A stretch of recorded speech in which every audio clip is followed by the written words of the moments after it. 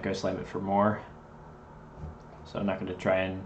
Well, actually, even if I tried to block this creep, it would get hurt by the net.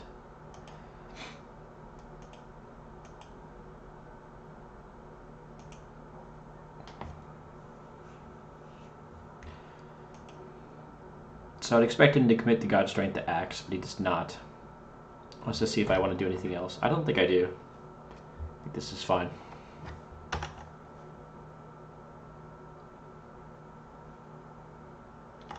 Okay.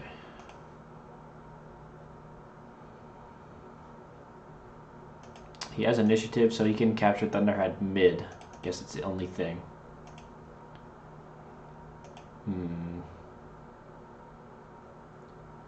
Yeah, capture Thunderhead mid's a bit of a problem.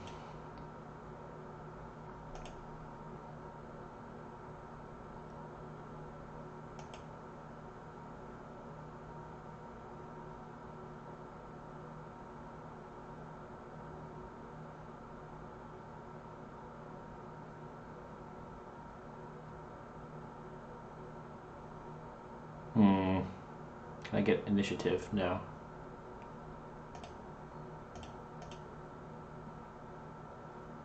Yeah, it's fine, I guess. So what exactly does Capture Thunderhead mid accomplish? It kills 2 heroes, but I'm going to have some strong minions. I'll still have 1 minion left over. I could get another Blink Dagger potentially. If I want to come back and Echo Slam mid. I like that. I like that a lot.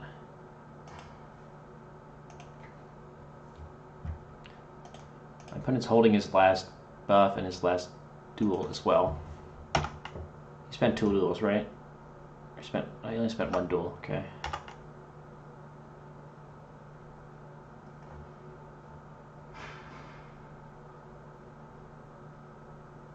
Spent 2 duels and 3 Culling Blades, I guess, and 2 Into the Phrase. Okay.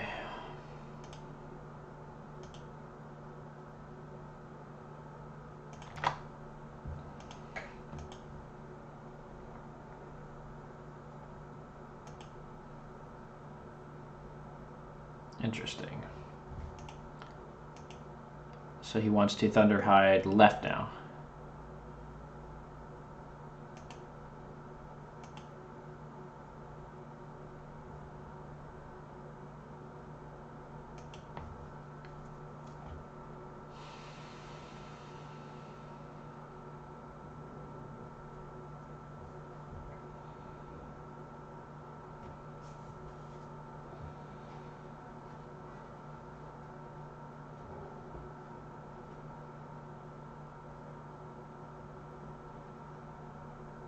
Perhaps he just wants to Axe Duel. Alright, I can Echo Slam right now, which is nice. That'll kill everything. And that'll be lethal in right lane. And I'm now lethal in mid lane as well.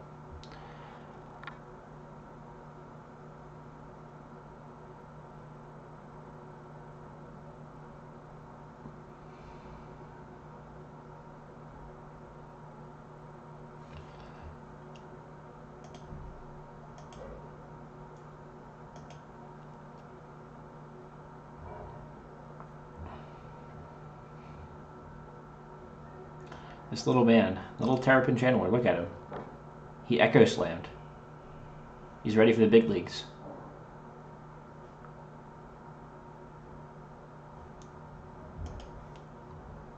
Opponent just passed. I guess he can't save mid.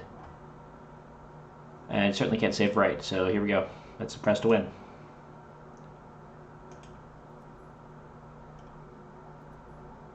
I think one of the biggest things here in this game was changing the cost of his Captured Thunderhide by 1. Really stopped him from snowballing the game too hard.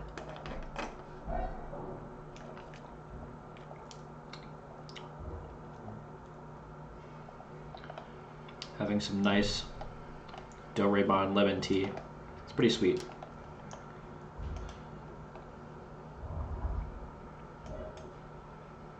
Okay.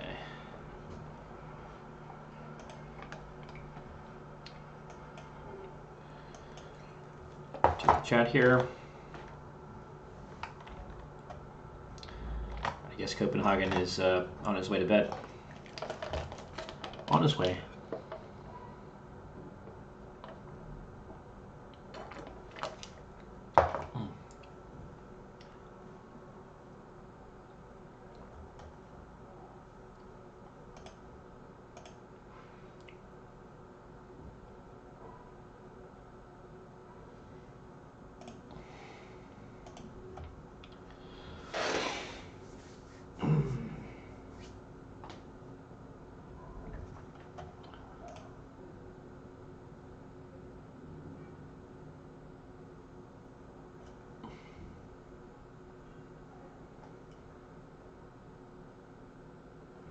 Well, looks like streaming overall doesn't really affect the win rates. I have about a 60% win rate, slightly over. And these are the 6 games I've played on stream, I think. Or maybe some of these were also played on stream, I don't know.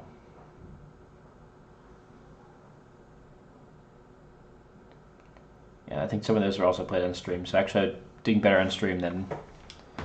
Technically doing better on stream than otherwise.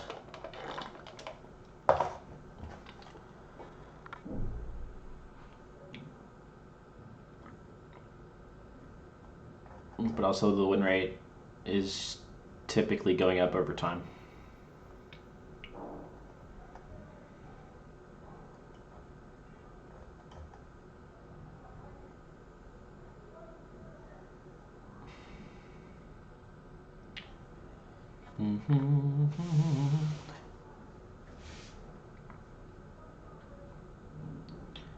Maybe I should look into making a hero tier list while we're waiting for a game here. There's some tier list websites, right? Tier list website. Tier maker, that's it.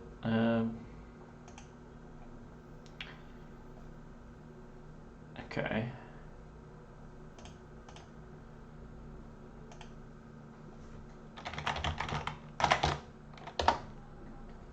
Artifact Beta 2.0 heroes. Wow, someone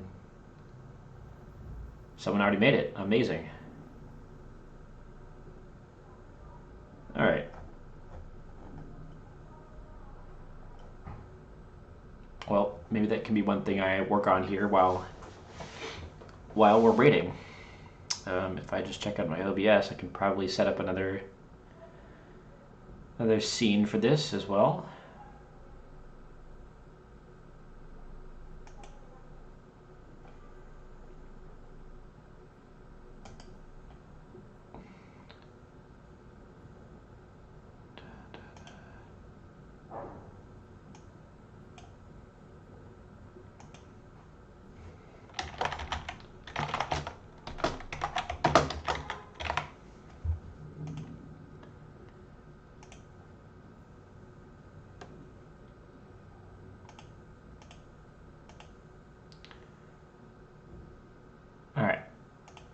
Game has started, so I will get back to the tier list later. Yeah, Axe. Let's take the Pierpont. Right. So now, Sven or Enchantress. Probably Sven. Not only is it a good hero, I'm also taking it away from the opponent who's already playing red. So it's like double value. And most of the picks here are not that good. So he can kind of take any direction. Yeah. Probably Enchantress. Oh God. My opponents always get Legion Commander. I'll look at my match history here for a sec. And see if I don't want to abandon the game. I'll reconnect in a minute. Let's see. 1, 2, 3, 4. Yeah. 4 out of the 4 last games, not including this one. So it's going to be 5 games. My opponent has had Legion Commander. But they always miss player. They always duel so early. Okay. Venomancer is good. OP even, I would say. And we've got Prelix or Timbersaw. Timbersaw takes a nice one away from my opponent, but Prelix, OP. There is an Earthshaker here he could go in on.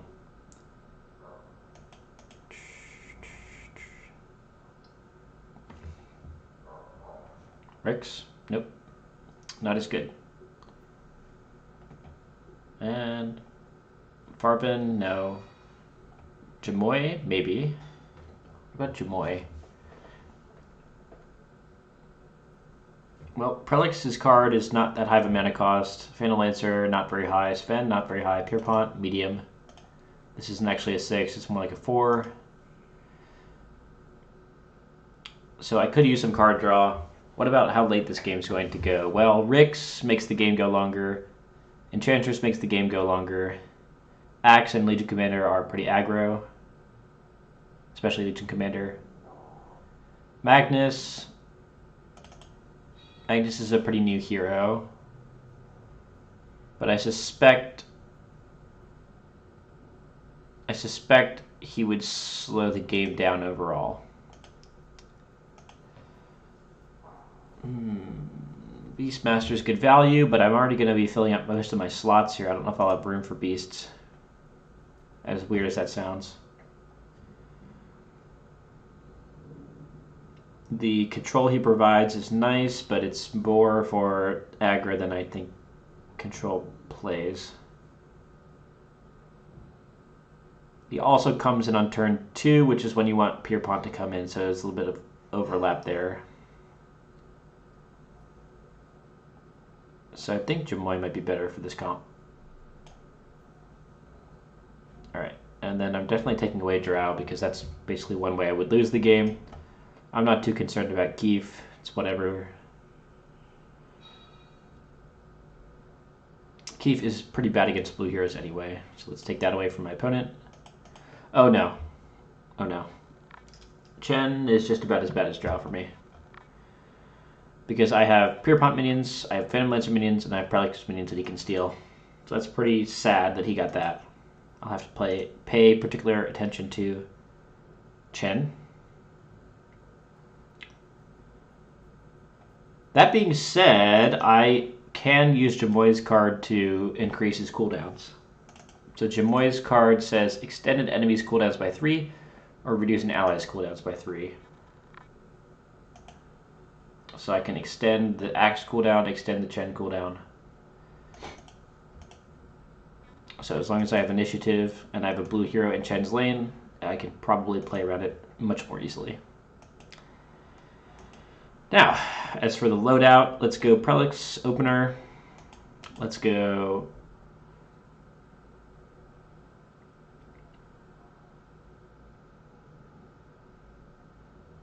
which is more important, Pierpont or Jamoy?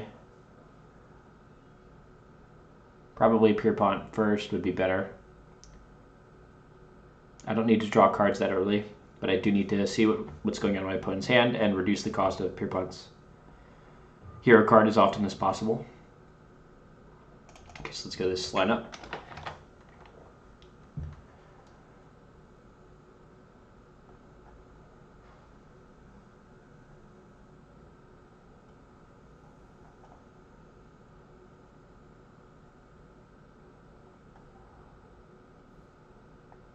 I can't believe someone already made a tier maker for Artifact Beta 2.0 heroes. It's hilarious. You know, there's basically no content on this game anywhere. Hardly.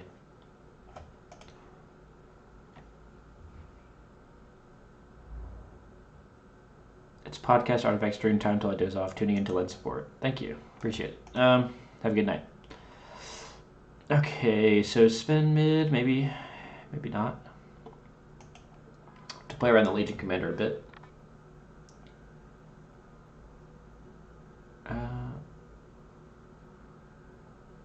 Well, anything I place mid could get ganked.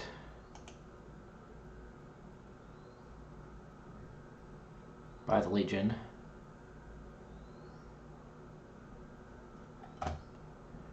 It's Axe next turn. So I guess Prelix here is good. Okay. And then let's go this way. And then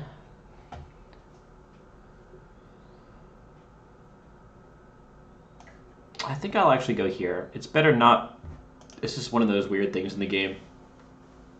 It's better not even to farm this thing for the gold. It'll give him permanent attack stacks, and you get to redeploy it anywhere in the game for free. So I can control the rest of this lane and Sven without letting that happen. And I'm always farming 4 tower health or 3 tower health, which is a good trade. Okay, this is going to trade fine. Can't prevent that, really.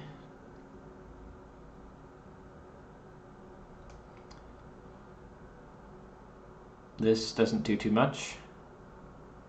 So I think God Strength on Sven is best here. Suppose I can begin with Courier.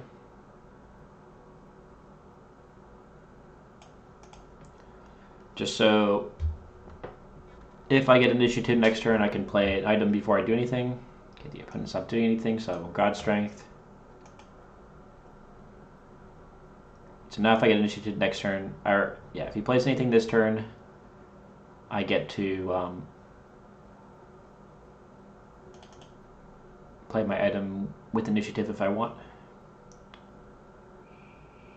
And if he doesn't play anything, then he would have had initiative anyway, so it's just better to get the courier out. Okay, his creeps have +1 regeneration. That's a little bit rough.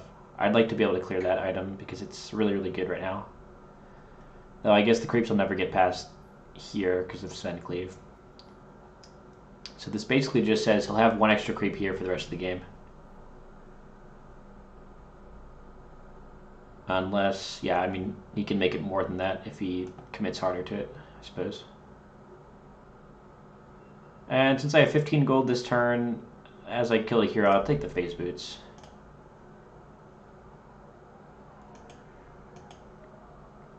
I don't want to clear Ricks, so I'm going to go ahead and join the empty lane here. Let's check out my opponent's deck. Once again, 3 captured Thunderhides, 2 Thunderhide packs. Wow, that's a lot of Thunderhide. So I have to start thinking about how to play around those. Means I have to segregate my heroes as much as possible so they can't get AoE'd. So let's start this way. Okay, I have initiative.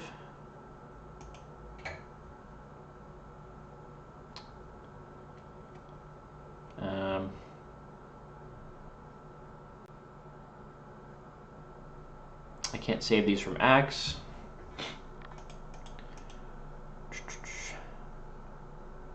Okay, I guess I can start by inspecting his hand. Hand of God, Act of Defiance. Okay. That's a bit annoying. Neither of these are cards he wants to play this turn. And they're also cards that are going to be good late game when the mana cost matters less. So those weren't particularly good hits, but it is good to know that he has them. And I will play an Archer's Parapet here. I don't see a need to use the phase boots yet.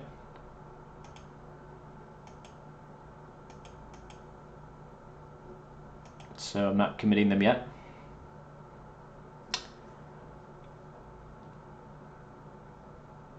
Alright, so he'll axe those down. And what about his play for this turn? I will pass.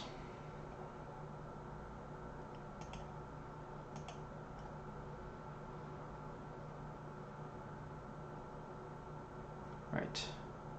Okay. So I guess from him we'll probably see Chen mid. Chen mid, steal my newly summoned Maiden.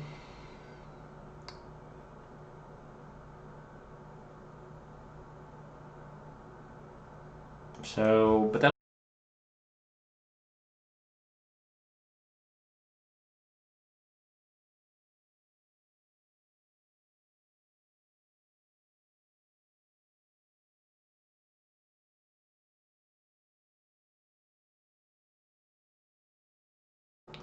So I guess the best thing would be to deploy Jamoy in front of Rick so that his extra tower damage is forestalled. And because it'll take them 2 turns to resolve the combat, so the effectiveness of this item will go down. Okay, and a silence on Prelix, fine. Guess why not, right? Also reduces my damage by 1.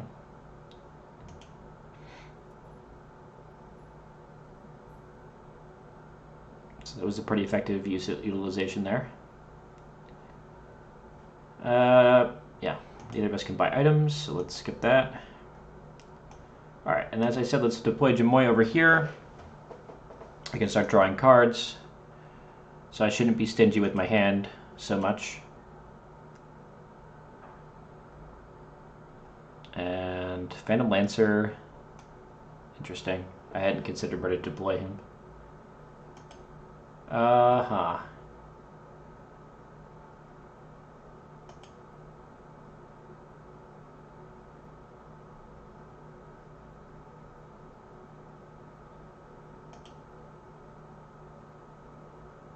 Well,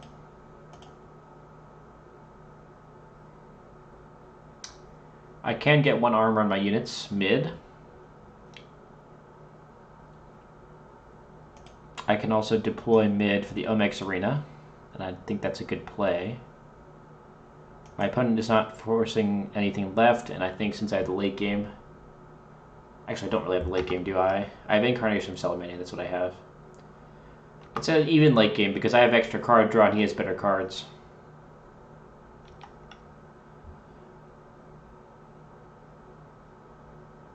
So I think I'd like to stall mid.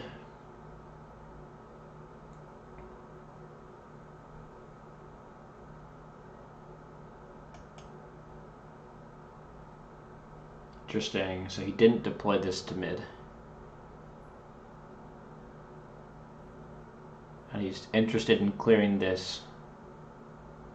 He does not have Hand of God mana, though he might have another Hand of God. If he does have another Hand of God, that's a bit of a problem. Right now the duel doesn't work. It would be a trade.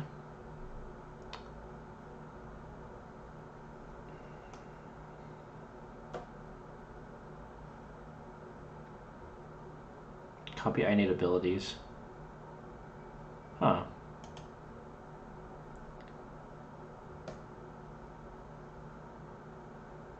That could be pretty good to play mid. Obviously I can't play blue cards this turn there yet, so...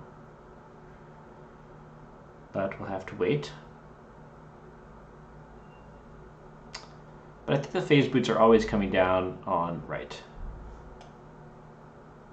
Only question is if I want to deploy them now or later. Opponent has no items. Oops. I don't want to confirm pass until combat.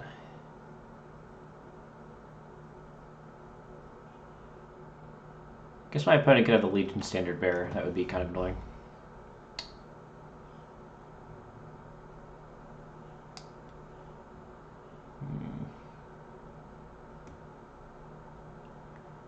I guess I'll deploy the Omex Arena right. It didn't deploy. Okay.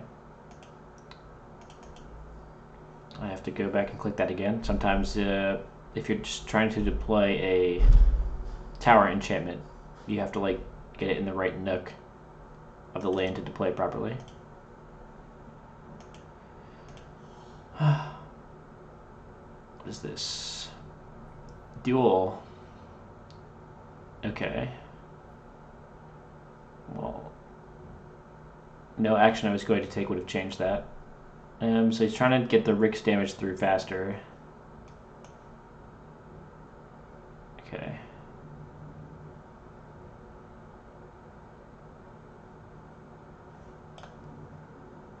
So I guess it's either Omex Arena or it's Boots on right. Omex Arena would starve... No, it wouldn't starve him gold.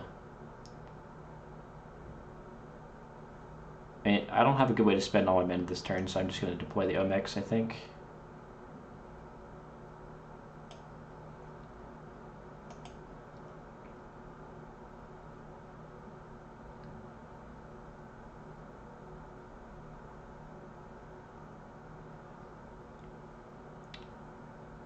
And then I could do Shock Trooper left.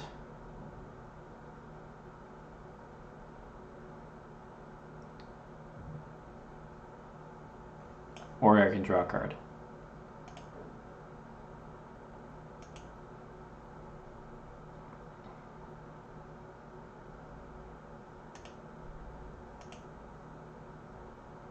Probably still better to draw a card right now.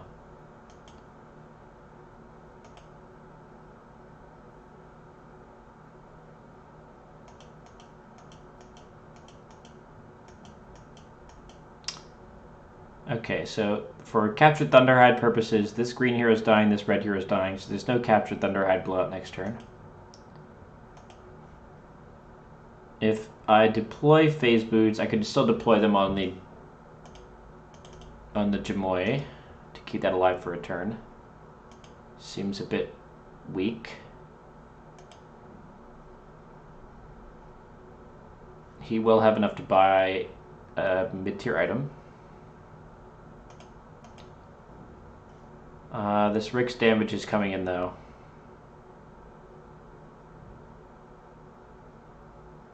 But the boots on this are so useless. I don't know.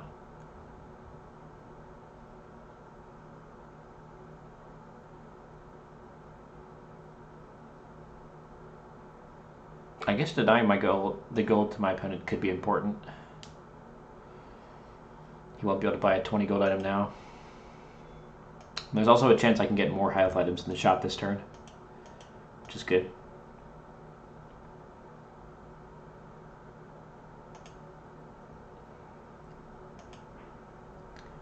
Alright. Let's see what he's got now. He's 3 more mana. I doubt it would really change much.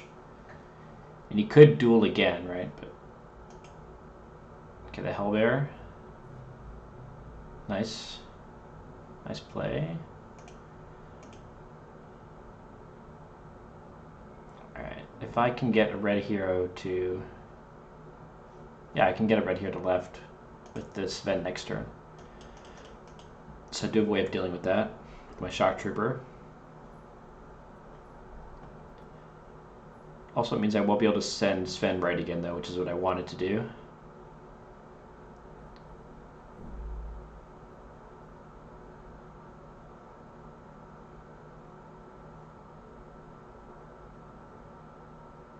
Okay.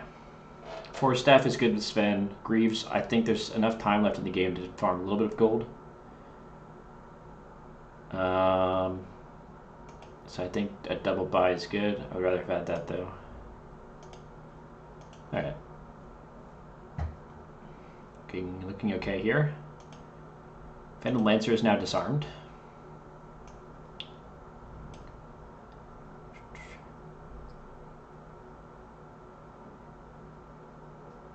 Alright, so I might be pivoting to left here.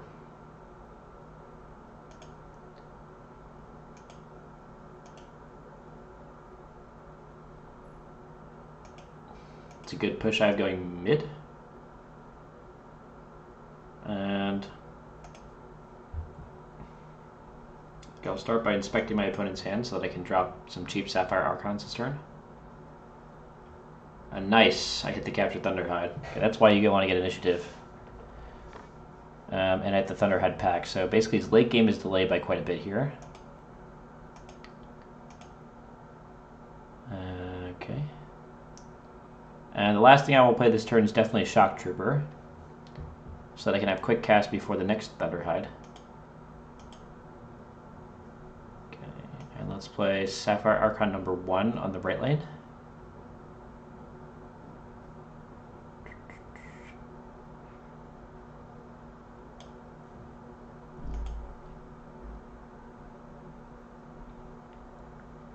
Alright. And I'm starting to run into mana issues. I have an active here, I have an active here, I have an active here, I have an active on Force Staff.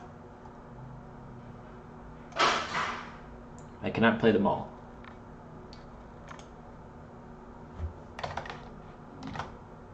Okay.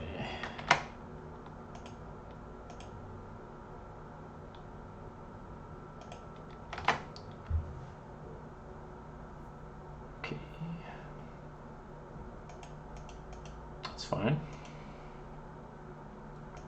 I need to play the Shock Trooper, I think. I mean, this... I don't have to. This minion will die anyway, so I could... Oh, no, I have to play it for the initiative. Right. Okay. There's 2 reasons to play that.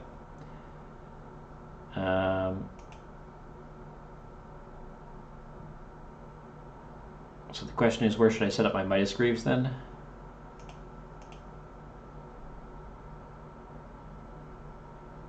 Actually, it's not even -5 damage. It's -5 +2, so it's a +7 damage swing to play that, plus quick cast. So it's okay. The other play I wanted to do is Force Staff this guy, push the Chen over, and then Sven will cleave everything, and I'll get more damage this way. I'll put the Midas Greaves on here. This will potentially save this hero, depending on his item.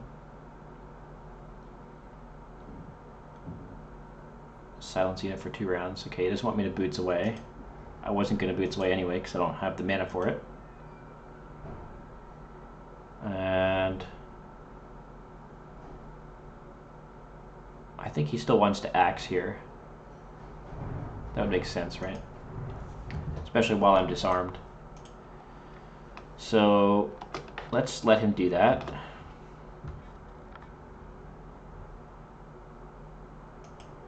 I'd be happy because I still have initiative right now, right? Shock Trooper's not worth playing if he doesn't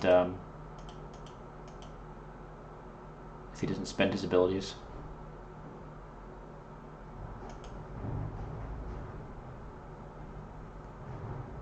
Okay, heal 4, so it's going to be an even bigger axe now. So it'll clear all this stuff.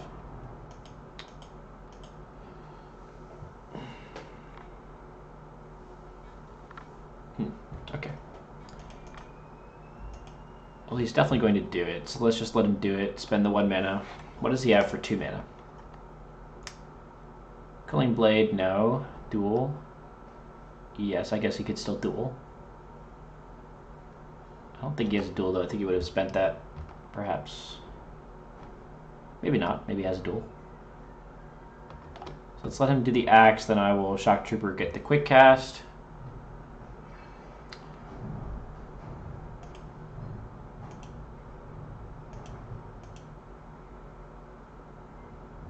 Okay, so what's he down to? 3?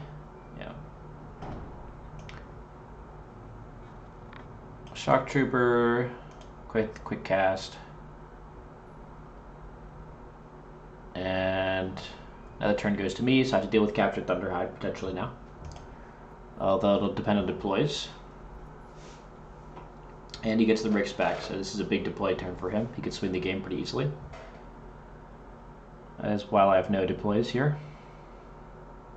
It's a little too late for Demagicking Maul on the right lane.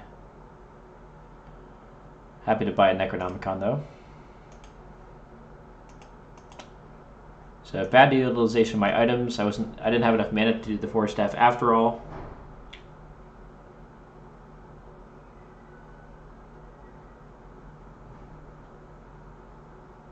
I did get an extra 5 gold here though, which helped me to buy. Actually, it didn't really help me to buy that, but it'll help me to buy my next item.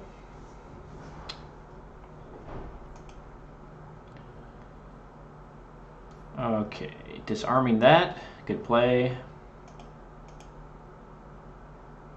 Alright, is there any cooldown I need to increase? No, not really. I need to increase Chen's cooldown.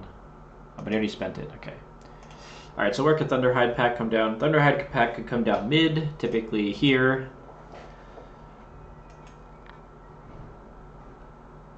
Or, sorry, Captured Thunderhide, I mean.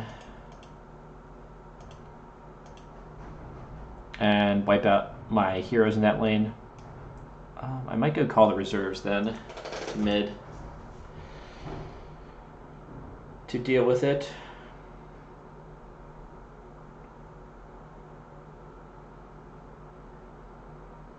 So call the reserves, that speaks for 5 of my mana. That would rule out playing Sapphire Archons this turn. which is bad. I could summon... Alternatively, I could summon a Therapin Channeler to that lane. And deal with it that way. Yeah. I could also have a Culling Blade. I guess I should start with... I should start with Necronomicon. So you can't cull my unit there. I could still cull Sven. Potentially.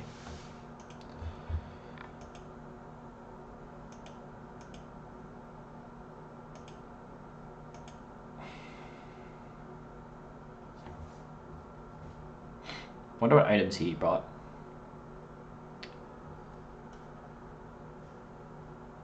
Okay, so we expected this. Also means he can only play one. Oh, that also increased this cost. I forgot about that. It also means he can only play one item now. Oh no, that costed 7. That was increased in cost. So he can only play one item. Can't activate any of their abilities. So we're looking good on that front. Obviously still a good power play from him.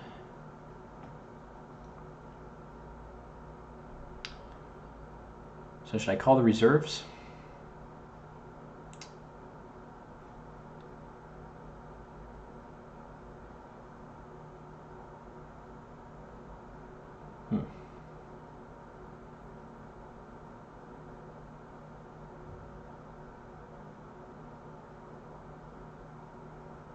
Saved me a ton of life. Yeah, I'll call it reserves to mid.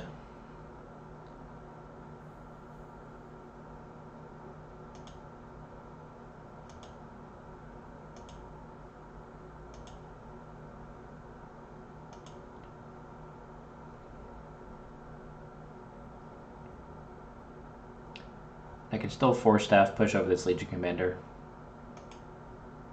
See what item he plays.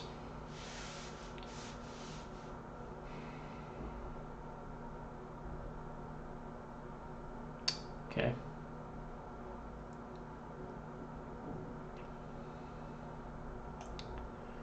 Alright, now I Force Staff, push Legion Commander over. Which gives me an extra kill on that. And the Sven lives. And it's extra 9 face damage, so that's a good trade. Very good trade there. Happy about it. And the minion that spawns should kill off the Thunderhide right in time there. He will have initiative and he'll be able to use Axe, but then the Axe will also die. Now what? Probably Crown of the Undying. Having trouble dealing with the right lane now. And Crown of the Undying does help to deal with the wide spread he's got. And I think Venomancer is the best choice for dealing with it as well. Venomancer goes wide very quickly.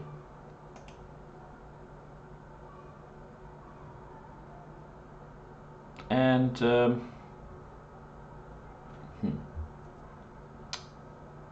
do I need a hero mid?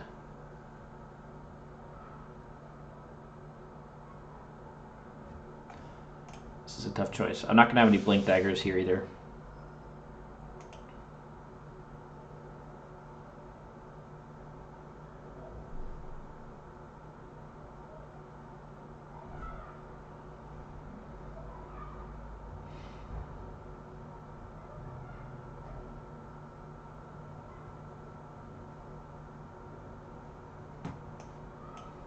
Sure.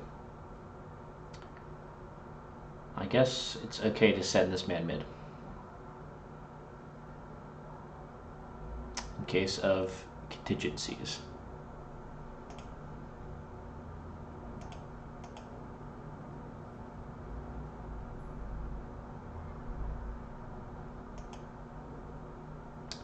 I still have the better late than never as well.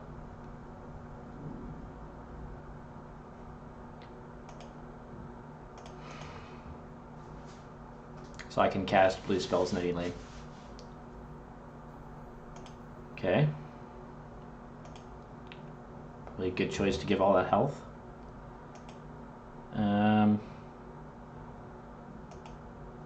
Makes him win this fight. Makes the axe win this duel. Should probably inspect his hand again to start off. And then get another Sapphire Archon down, if I can. Interesting, so he pulled out a Culling Blade. He's got a Temple of War. Culling Blade cannot be used now. So now this is 7 against his, yes.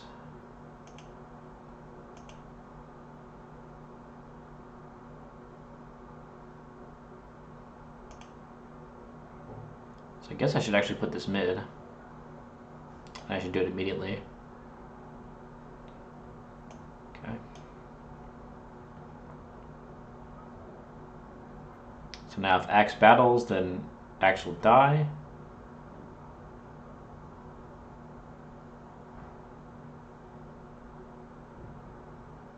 And my guy will live with 1 health.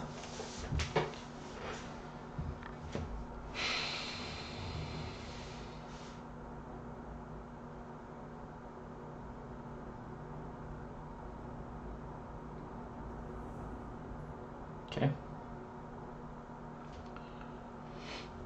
All right. And I'm happy to be blocking the Rix. The Rix is 9 face damage per turn against my 2, so I'm happy to be in this situation where I'm blocking him. I can save Sven with the crown. I can also just go around and use the illusion confusion, which is probably better. Go around the damage and deal 9 to face. And given that I'm using that, it'll just be enough for 1 mana, and I'll probably use that to draw a card.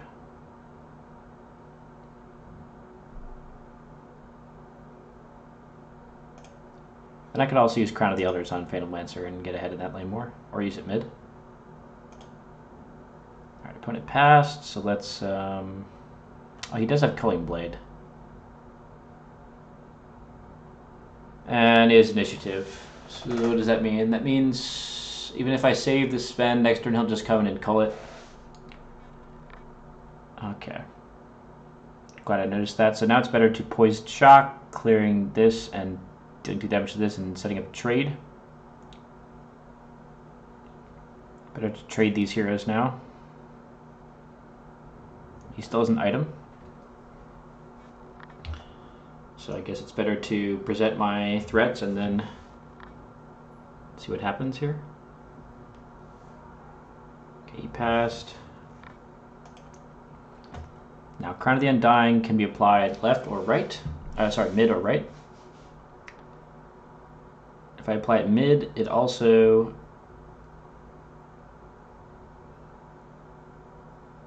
means that I'll be holding mid. Right lane is not actually that volatile. I don't really see it going down next turn in my opponent's favor. Whereas mid, yeah, basically it's up for grabs, whoever can take it first. So let me apply this mid.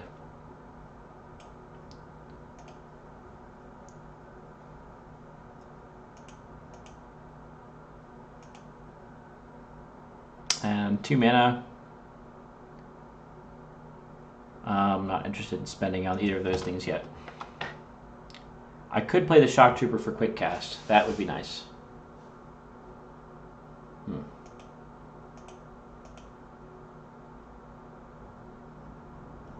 What would my opponent do with quick cast? Or with initiative, rather. I suppose he can cull this. He can cull the Sapphire Archon, but I can't prevent that anyway. And if he does that, he can't use it on a hero.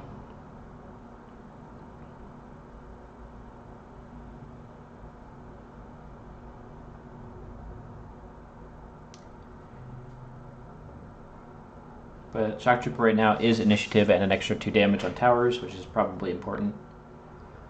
The only thing I'm really worried about is that he would, in response, equip a health item here, which, if he's still holding on to that, it's probably pretty amazing for him. He's trying to hold initiative though, so I'm just gonna let him have the initiative for now. Make sure this trade happens the way I want it to. Overall, the game is benefiting me, so it's sort of win more to put this down. Alright, and now I have a damaged hero, so I could use the healing sword. It's a little late for that though. I need to upgrade and look for some better items. Okay, Grieval Egg. I don't think it's late enough for that. This is like last turn of the game item. So I think I will wait. Okay. And definitely Prelix left.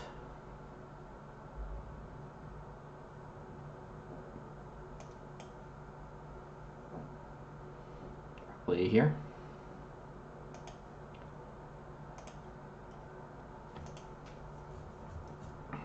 See where he deploys.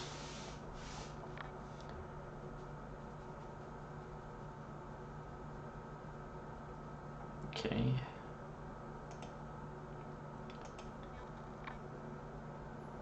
This could be a pretty unfavorable duel for me, and probably will be.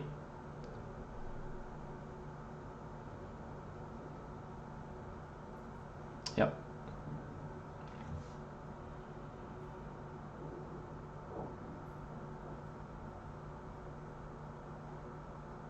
Okay, I'm going to deploy a channeler to left lane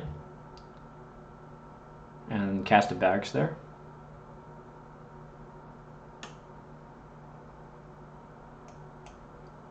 Fortunately, the Thunderhide pack is impossible now.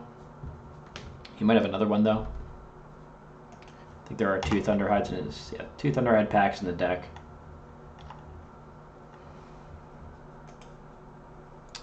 This is definitely a turn where I want to get initiative back at the end of the turn. The fact that he had initiative this turn for the duel didn't really mean much, because I still have the channeler.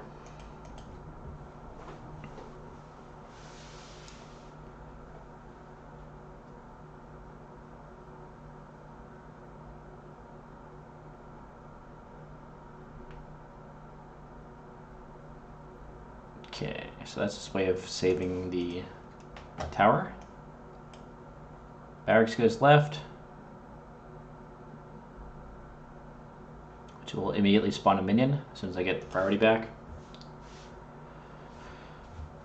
God, Barracks is OP. Okay.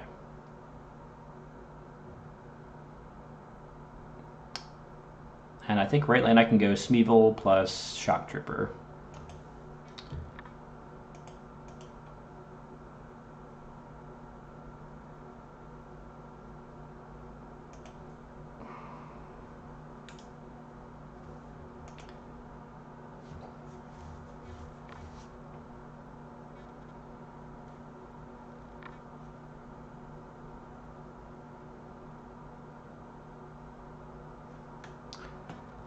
So Smeevil here.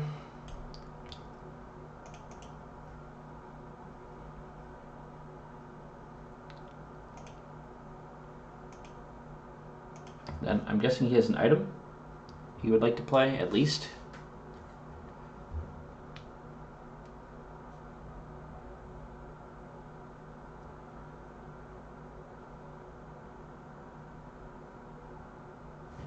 Let's see, does Axe have any items yet? Axe does have 5 damage.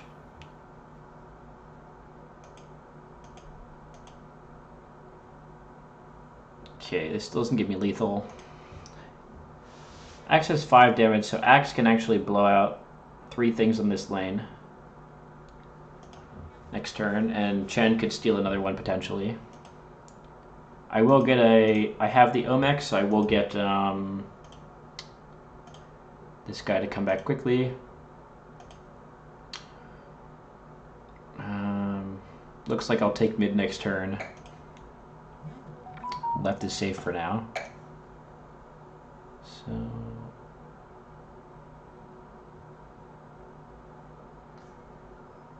I already have initiative. I don't have to deploy that. Did he just pass? He did. Oh no, he used the Ricks. Okay, yeah, let's see if he wants to do anything else. He must want to apply some items, right? That's the item I wanted to see. And if I had played this earlier, he would not have done that. Because it'd be wasted damage. So let's play this for quick cast. Good mana utilization. Opponent passed as well, so this 6 damage from the item went to nowhere.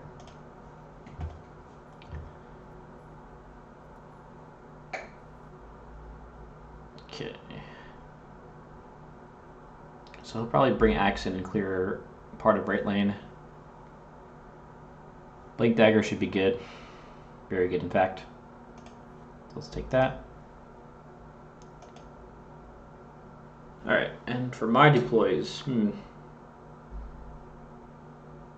I do have initiative, so what would I like to do with that?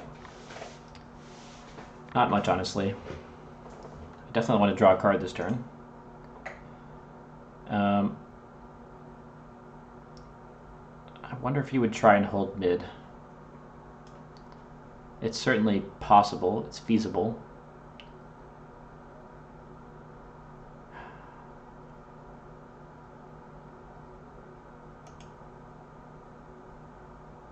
And as such,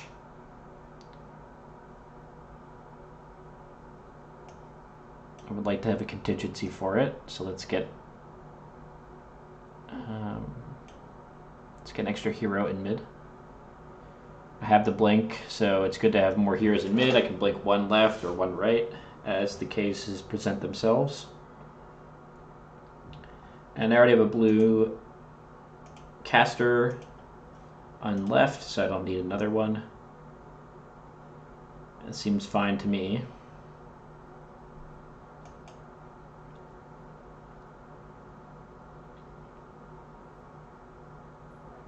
Okay, so he wasn't really trying to save mid, he was trying to just trade mid. Alright. And as predicted, we got an Axe right here to deal with. That's going to clear these 3. Which means this will be coming in for 9, and I won't be taking his tower down.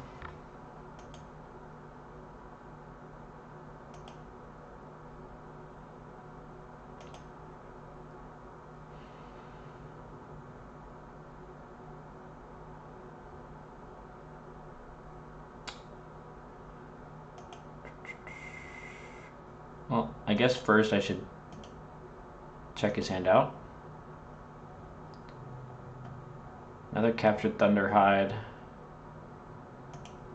So that could be deployed anywhere. Plenty of culling blades. It's a difficult spot here because he's got a nice clear on right, he's got a nice clear on left, and he can do both in the same turn.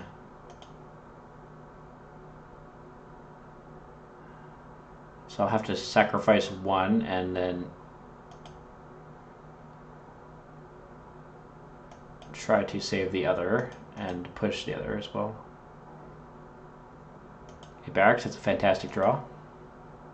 Keep in mind, as soon as he clears one thing on left, then I have one minion coming in, and I can make it another minion coming in with another Barracks.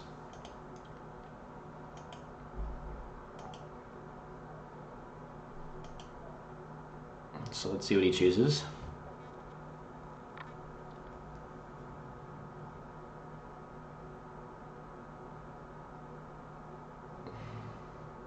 Also, I can pass right now because I have lethal on 2 towers.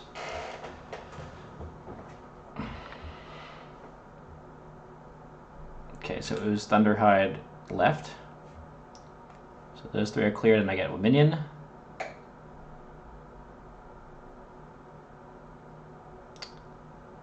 Let me Runic Instigation the Chen, so it's 3 turns till he can steal one of my minions here.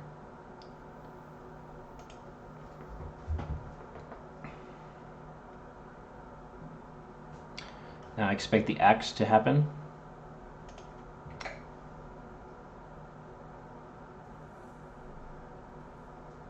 Okay.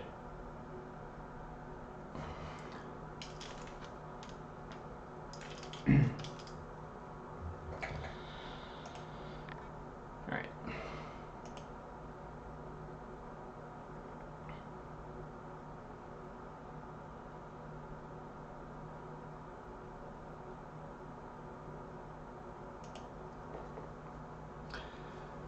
Okay, so it looks like I can lethal right, or I can lethal left. A blink dagger on the Pierpont will do either of those. He has one more active defiance. That's the only thing he could really do about it.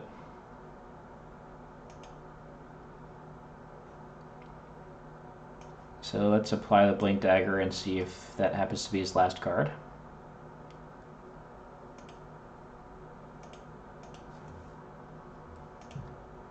Apparently not. Good. So I will wait on the barracks. I could also provide another... I could use the barracks to provide another minion mid to block 11 damage. Potentially.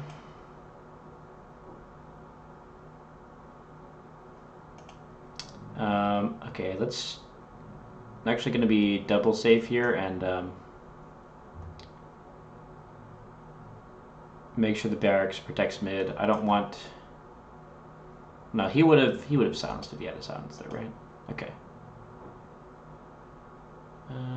What does he have for 2 mana exactly?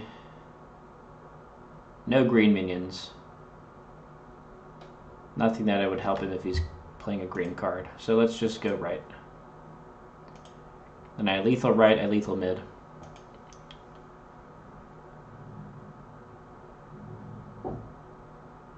Let's get some more items here. He's got those boots, okay. I have leading from behind, so first I pass.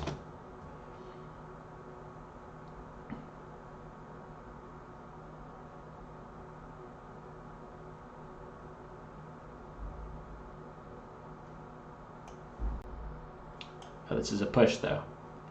Push can go left or the push can go right, unfortunately.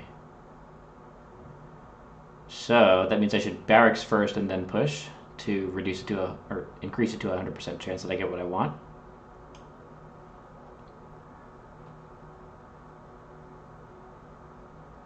And even if this doesn't work, I can go block the 11 damage mid and still lethal his mid.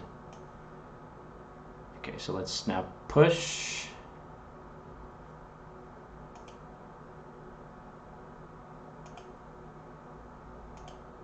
Alright, and that's it. Nice game. Is it bad? I like the hand-drawn cards more. Hand-drawn cards. What other cards are there besides hand-drawn cards? Or you mean items?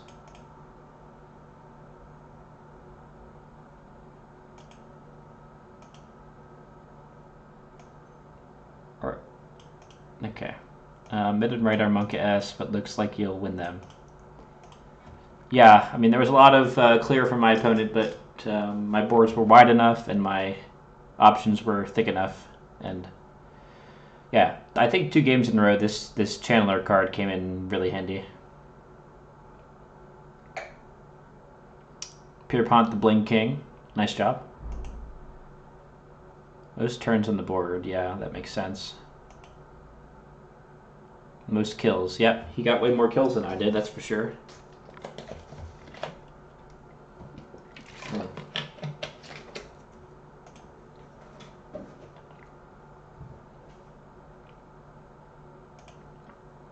Alright. I think I just won 2 games and gained no rank. At least it hasn't updated yet.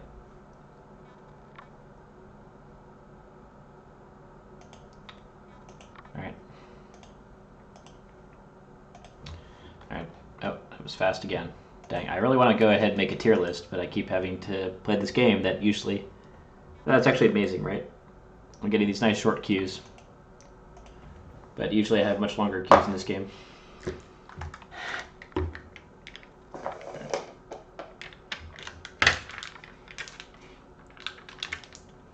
Lady Anshu. Okay, I'm not sure if this hero has come up recently. It was nerfed slightly, but it's still broken. In my opinion. So you can just take a look at that hero card and soak it all up.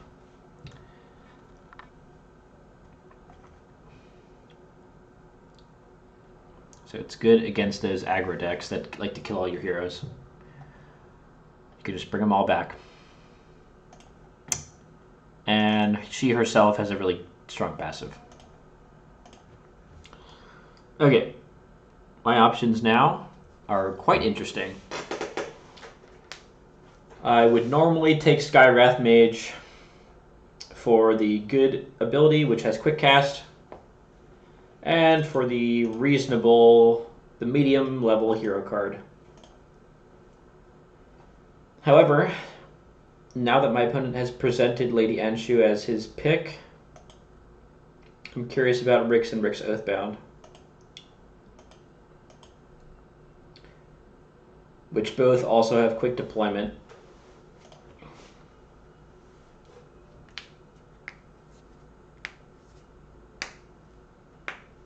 So like my opponent's already trying to draft a stall comp. And Rix is really good against that. It's like the counter to that. And I haven't played black at all on stream yet. And notice when I drag it over here, actually I just noticed, you can see a nice little art asset thumbnail there. And I don't know how that got there. What I do know is that the Chinese version of this game doesn't even have these terrible art assets. It has some nice art assets. So maybe they forgot to use the bad art asset. I don't understand this. Like, that's such a cool art asset. Why can't they just use the whole image instead of using these cheap, shitty ones? Alright.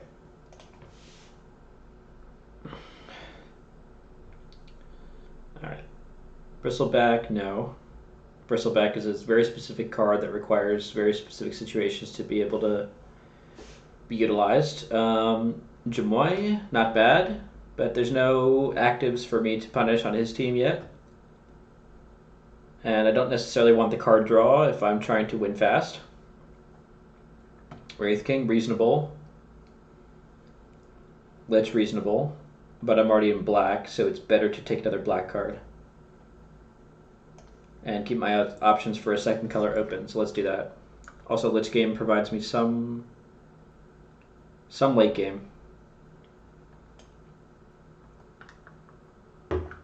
I know I just said I don't want late game, but this is more like an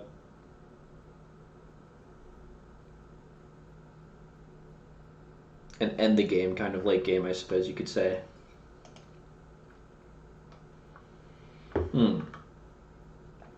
It's very strange.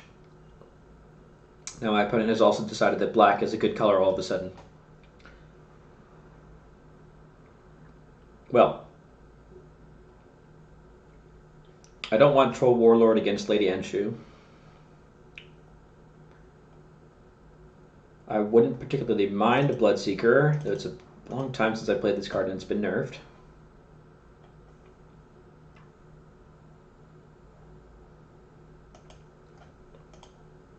Kana, I never play Kana. I think she's bad. A lot of people like her. I do not.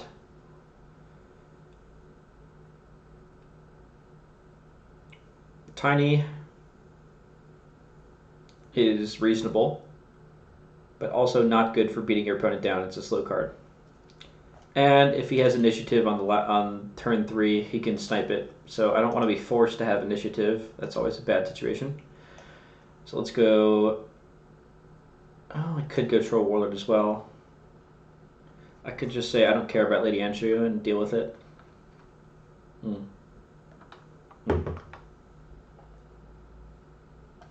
I don't think so. I think Bloodseeker.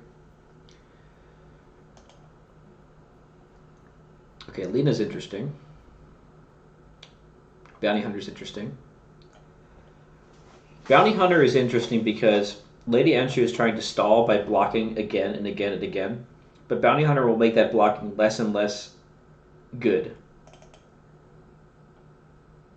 Because Bounty Hunter can potentially track it and give me extra gold, so I could snowball the game harder.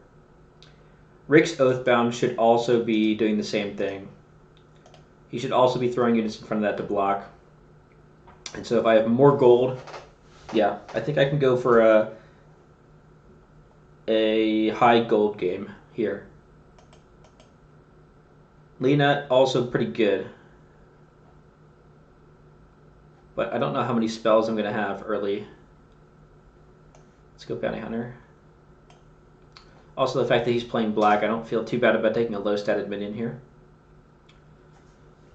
Okay. Also, the fact that he's playing black, I'm denying a reasonable black hero from him is good. He could go Necrophos. Necrophos got buffed. He could go Dazzle. Dazzle might work.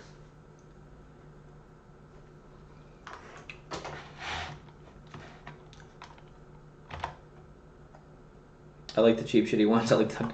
Oh yeah, Tiny's art. I mean, I guess you can't see it now, but Tiny's art changes every time you get an additional stack on him. So every, like, 4 turns or whatever, I guess it's every 3 turns. Every 3 turns you get to press the button and make him bigger. And what it does is it slightly changes the art, because they redraw the art, but it also, like, zooms in a little bit. So, like, from your perspective, Tiny's getting bigger and bigger and bigger, which is hilarious. Okay, Dazzle Storm Spirit. Interesting. Alright, so now it's time for me to decide on my second color, if I so want one. If I so desire. Pugna.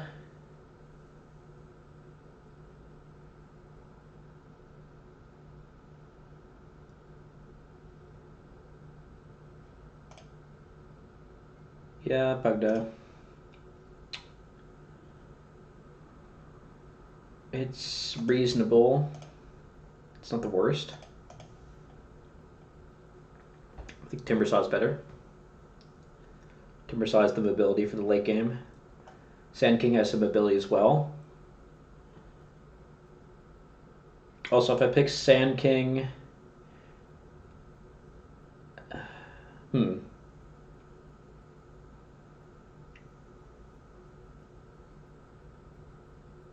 Crystal Maiden could be good. Crystal Maiden's not that good here. Crystal Maiden... I don't have any combos with her.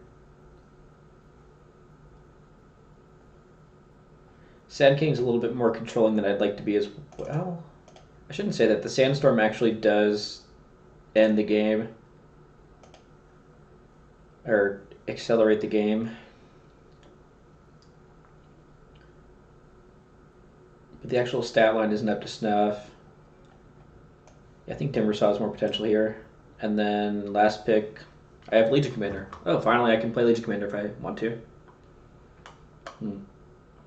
Very good against his team. 5 health, 5 health, 5 health, 4 health, though I usually don't want to duel that. 6 health. So I can basically duel almost anything on his team and get a kill.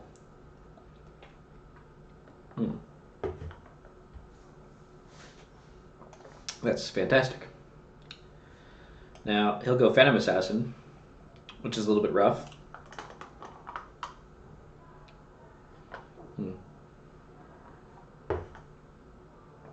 Not that rough, though. I have Rix and I have Bounty Hunter to open. Yeah, this is fine. I actually like my comp a lot here. It's a nice aggro build. Alright, so we open with Rix and we open with Bounty Hunter. And then I cut Bloodseeker or Lich.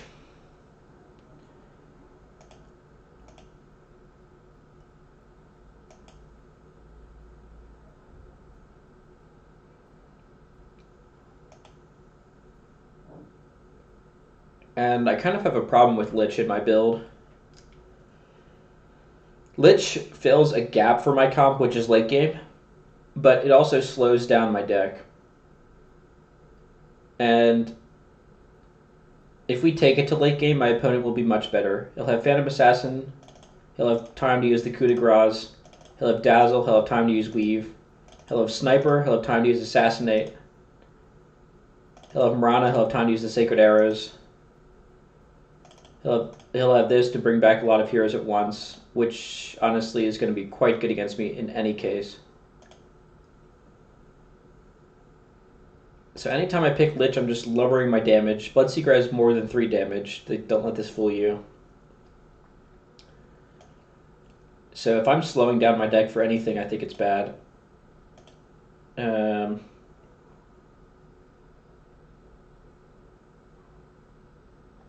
Let's go like that.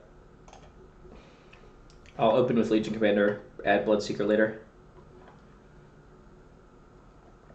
Round 2, that is. This will let me play red cards turn 1. And Bloodseeker's damage doesn't go up until something is damaged, so there's no point in having it out turn 1. It'll deal 3. But anytime we get to turn 2, it's getting better and better. Now, funnily enough, the thing I don't want to get ganked here is my Legion Commander by the Phantom Assassin. Anything else, any other matchup is fine. So I have to open either Rix. Yeah, I guess I open Rix. Mid. Then I can gank something with Phantom Assassin. Or this thing. Not Phantom Assassin, Bounty Hunter.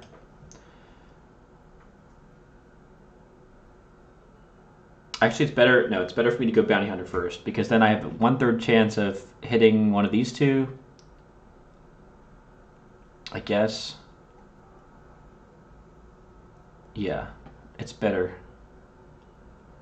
Better to open with this. Okay, so I missed. Now Rix, he can't really gank Rix. There's no point.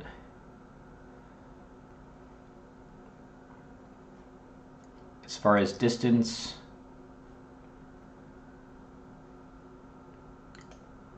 so just put it all the way to the right here. It's fine.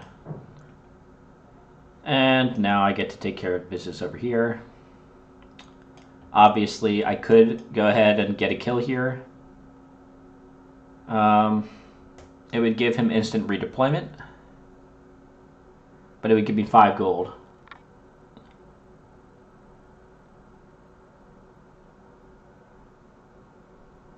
What's in his deck here?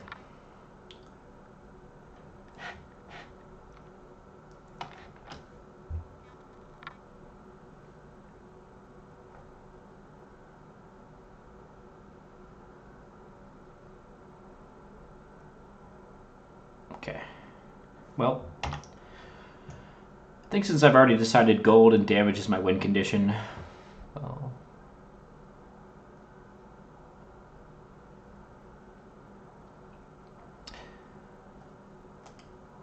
this heals me for 3.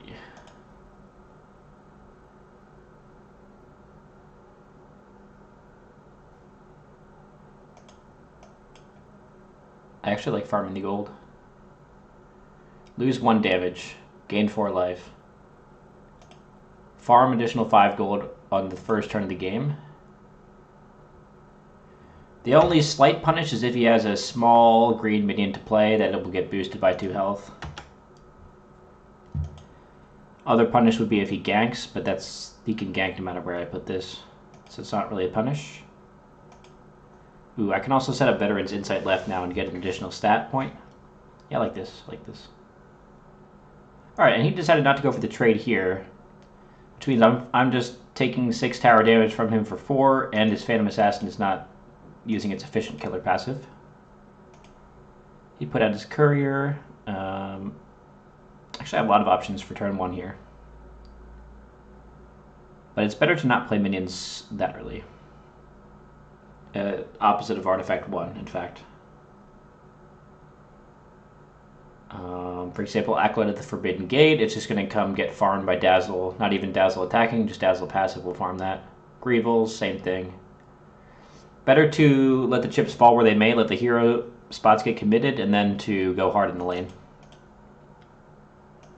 Yeah, I'll also play my courier. See what he does now.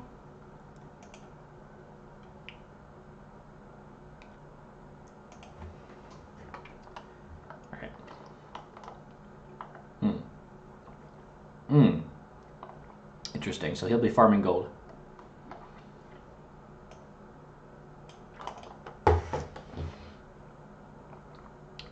So I will get, it's not much, it's 1 extra stat point, and it can fall, it's random to go to attack, armor, or defense. Or I should say attack, armor, or health.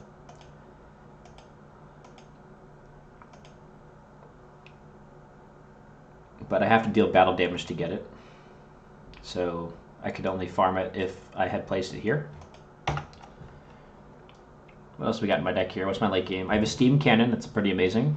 Berserker, medium. Raid, very good. That's a game ender right there. Twisted Path, yeah, that's the hero card for Rix, which also speaks for ending the game. I have Shadow Walks to reposition if I need it. Almost like a slow blink dagger there for the late game.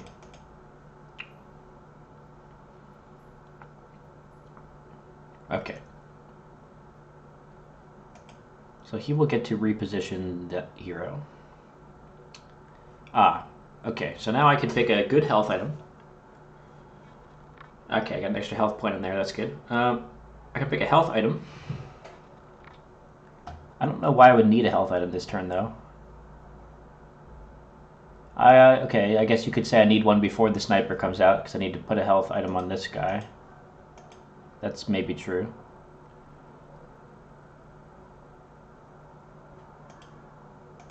Ooh, I could also put an hourglass on the bounty hunter. The extra income, yes, that's true.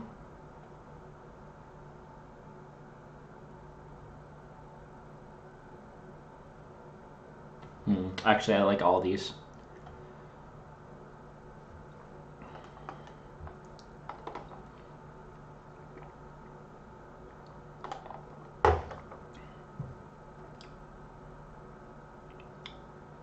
I don't think the hero bounce is that important yet, and the actual stats is just way worse than the ring. Take the ring. That could have been more income, and I could have gone for later game income, but he's farming income. So if we just sit there and both farm income, again, we're getting into late game versus late game. That's not what I want.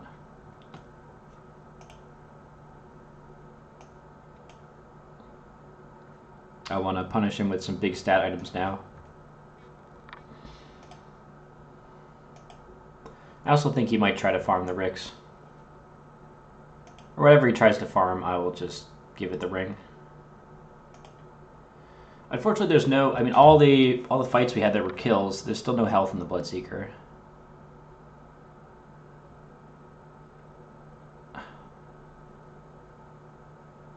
I don't see a need to play anything on the right lane. So even though this is silence, I don't care. Right. That's the only way you can block the Legion Commander damage. So this is probably a good play. But as soon as this takes a lot of damage, now Bloodseekers can have a lot of attack.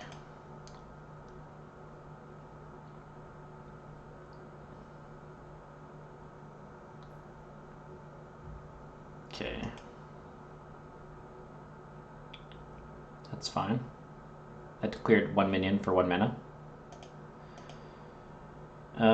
This ring on right lane is huge. I guess I can wait a little bit more to apply it. Yeah, right now the Dazzle, I mean, he used the Dazzle abilities. I can even play this now. I don't know why he opened with that.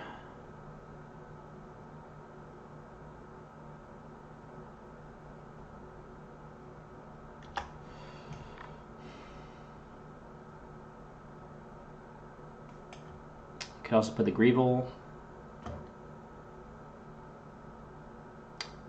We're gonna play Acolyte mid even. So Acolyte mid's a little bit better, huh?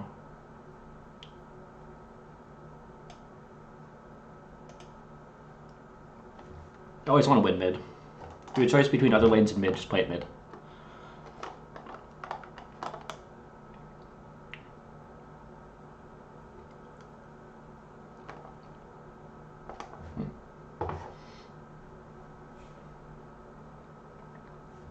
Alright, so let's see. Check the chat quick. Never punished. Have you played the League of Legends card game? Yep. Yep, I've been playing that with my friends a bit, and a little bit ladder as well. Made it to platinum in that game yesterday.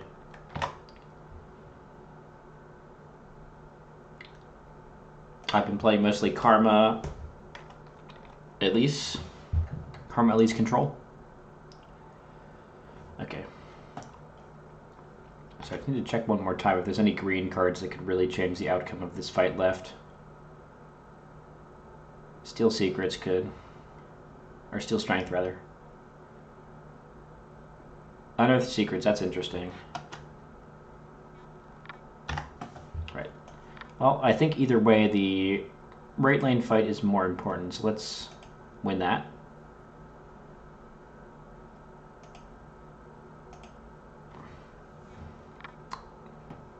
Okay, and I can also farm one more tower health over here. Although this shuffles 3 Greevils into my deck, then I draw a Greevil. So it might not be good to play this so early. How many cards do I have in deck? 29 cards in deck. Wait, that includes item decks, right? I don't know if that includes item deck. Probably not. Oh, it shouldn't. So, basically, 1 damage this turn, plus every subsequent turn, to shuffle 2 Greevils into my deck because I draw 1. Yeah, that's fine, I guess. I don't want to draw too many Greevils, but right now they're good, so.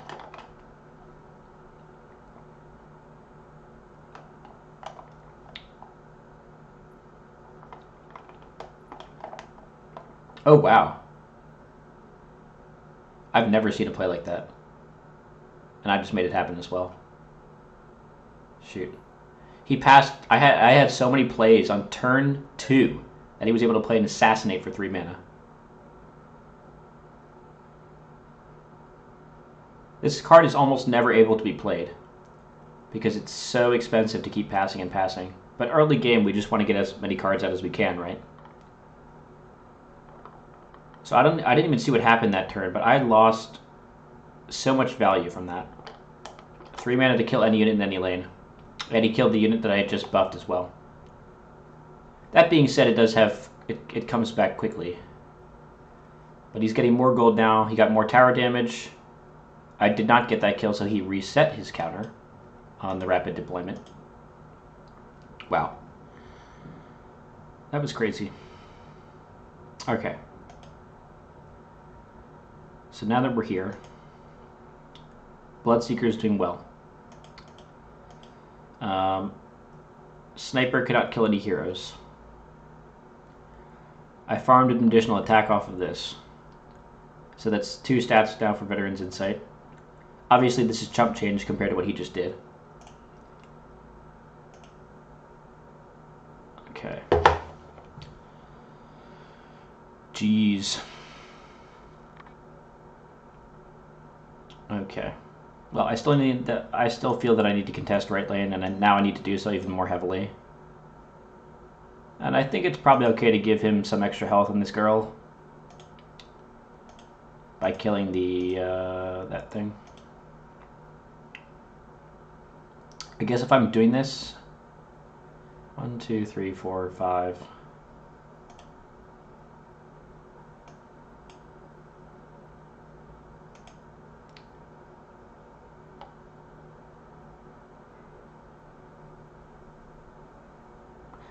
I guess I can also make the argument for killing mid quick and then traversing over to deal with right later. As long as it doesn't die too fast, I think I can kill mid quick and go deal with that later. It'll be fine. Alright. Whenever opponent plays a card from this lane, burn one of their remaining mana. This card's so slow. Because it's not about... It should be like, take an action, right?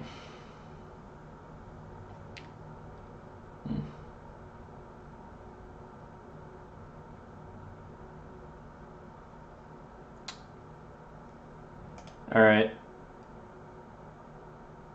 Well, he might use Leap. If I duel anything, what would I duel? I could duel the Dazzle, but it's going to die anyway. Actually, that could be good, though. That would be 3... That would be 9 extra damage on the tower this turn. And it's already at 6, so that's 15 damage on the tower. And he has no heroes in here yet. The only hero he'd be able to block with next turn would be this, when it comes back. So duel here is almost a kill on the left tower. And I have mana left over. Yeah, that's worth it, I think. And, oh no, sorry, it's an extra 10 damage because I get 1 more stack on her as well. And maybe even more damage because of Veteran's Insight. Let's see. That's 1 more health. Okay. Oh no, I already had that health. Oh yeah, I got 1 extra armor. Okay, fine. Red Mist Maul, okay. So now this is a trade. And she's coming back immediately and I'm not. Rough. Alright, but that's all his gold. And he's not saving gold anymore because he felt that the game was getting too fast-paced. So that's good. Yeah, I'm content. I would like to see what my opponent's doing first before taking any more actions here. He still has 5 mana.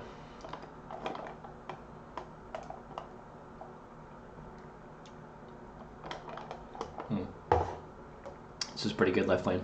Pretty good damage. Bloodseeker 9 damage.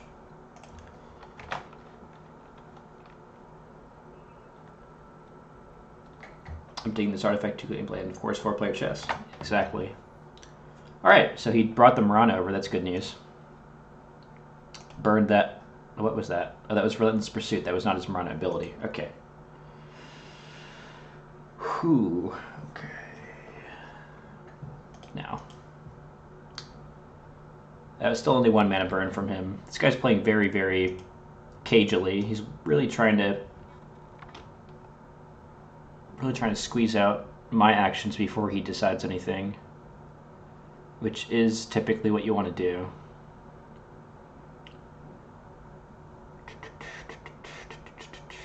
Alright. Well, I lose the power to exsanguinate, but I don't think I ever want to do that this turn. I could use it here, but it's just so expensive for what I'm getting. I may want to Whirling Death, so let's play Agreeable. And I'm trying to push mid. Let's put it mid. He may use Sniper to draw me a card and gain 3 life and kill this.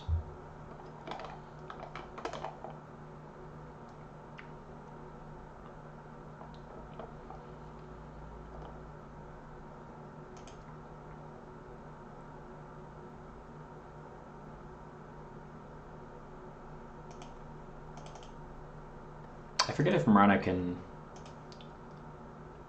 move in place with the leap. It says move up to range 5. I wonder if she can leap in place.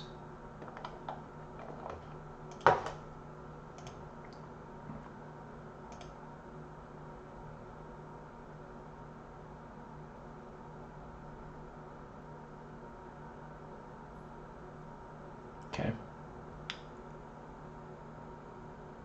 I actually forgot that could happen. I haven't seen Sniper in so long, and he's using it so effectively, man. Crazy. I'm actually amazed at how he used Assassinate, and then also this ability. Perfect range. 1, 2, 3, sorry, 4 range. I think it's up to range 5. That ability. Alright, what I want to do here is I want to get initiative, then I want to use this at the beginning of the turn to kill him.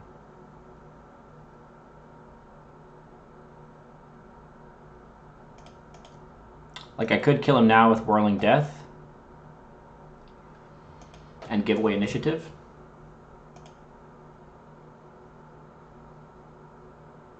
Or I can kill him at the beginning of next turn, then it'll take longer for him to come back. But I would have 2 more health in this, and I could use the ability later.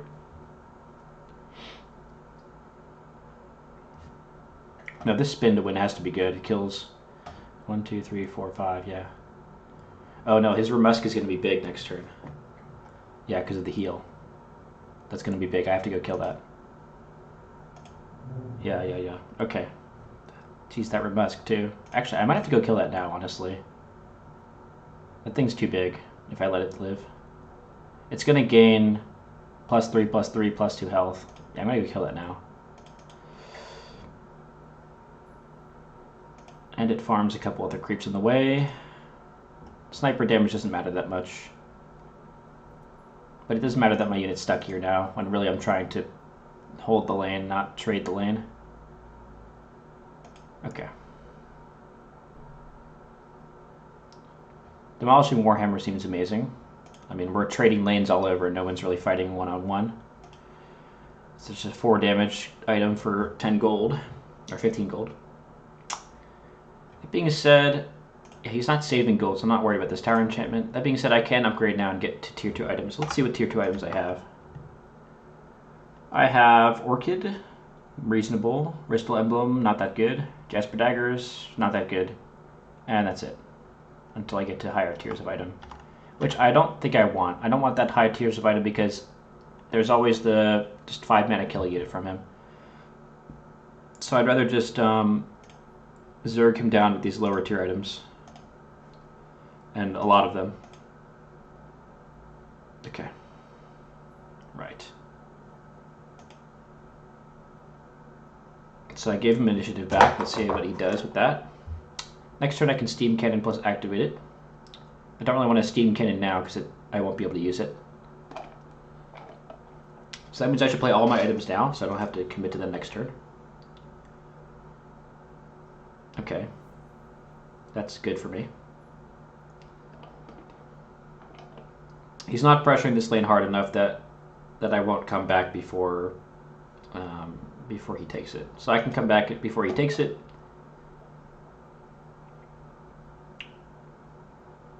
Just fine. Alright.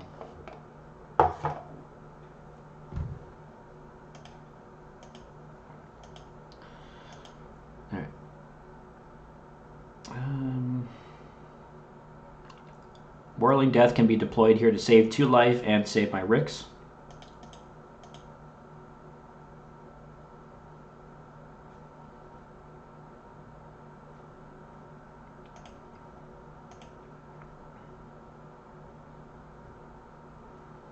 Midas Greaves can also be deployed here. Probably should put him on this guy. There's like no chance he dies.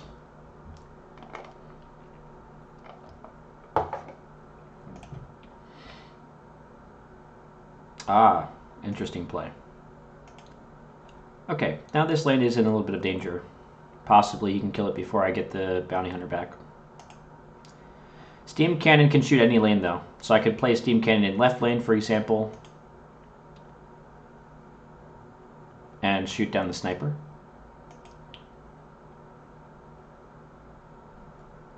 I'm guessing he's just going to try and take initiative and then coup de grace whatever I put mid. So he's trying to take mid that way.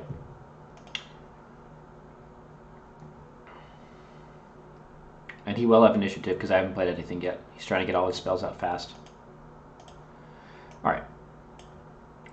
So I'm definitely going to do Whirling Death this lane.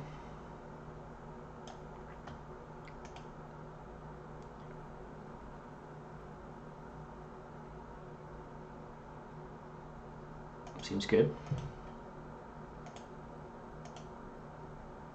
Oh, yeah, he's got no more things to play, so I don't have to, like, pull my punches or anything here. And then between Tyler's State and Demolishing Warhammer, I mean, this is 1 damage a turn. I can't afford to play it ever. Really? So I have to play the Demolishing here. Or I can play it on right lane. 10. I think I need to push for lethal in this lane. I can't play another hero, so I'd like to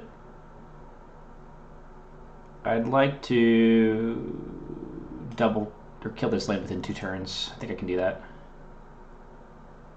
And then I can play an Unbreakable Column here, just because I'm not going to be able to play it any other way, and it does save 1 damage on Ricks. Oh, sorry, it doesn't save any damage on Ricks. It's not.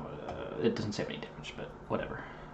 It's never going to be. There's never going to be a better chance to play it. So. Okay. So now I deploy mid.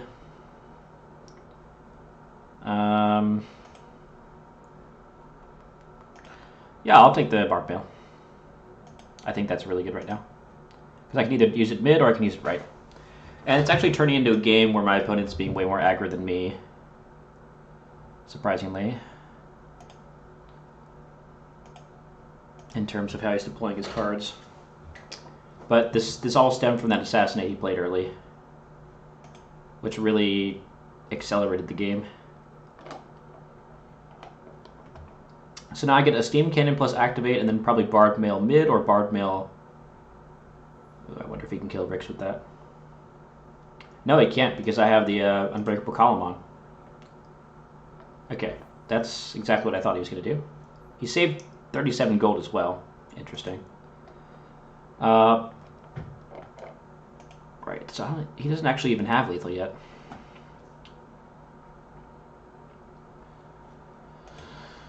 Is there any better plan than steam cannon? What does he have for 2 mana, by the way? He could have Thieving Greeble, he could have a Gloaty Catapult. That's all he can play. No items. Well, maybe he has a green card. Vul Martyr, okay. So Steam Cannon mid, Steam Cannon left, rather. Or how do you have lethal in this lane? I can't cast black cards in the right lane, so it just has to be this. And then if he presses the Dazzle button, he will find out the hard way that it doesn't deal any damage because of the unbreakable column. Check the chat here. Yep. Yep. Okay. Not what's going on in the chat. If you have any questions, let me know. Because I'm trying to commentate, but probably skipping over stuff.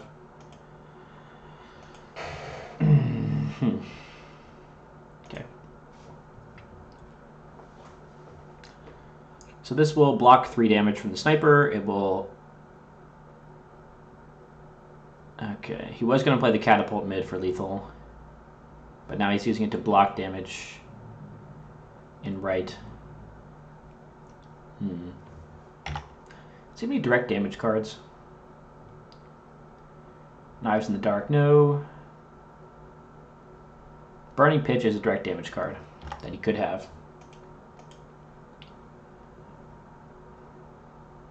He spent all his mana, so it's not even lethal mid. So I could just kill this catapult and deal an extra 6 damage right lane and save a health.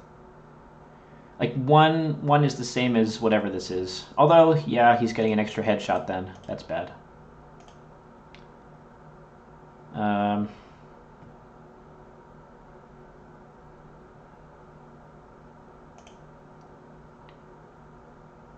Fine. I'll kill the sniper.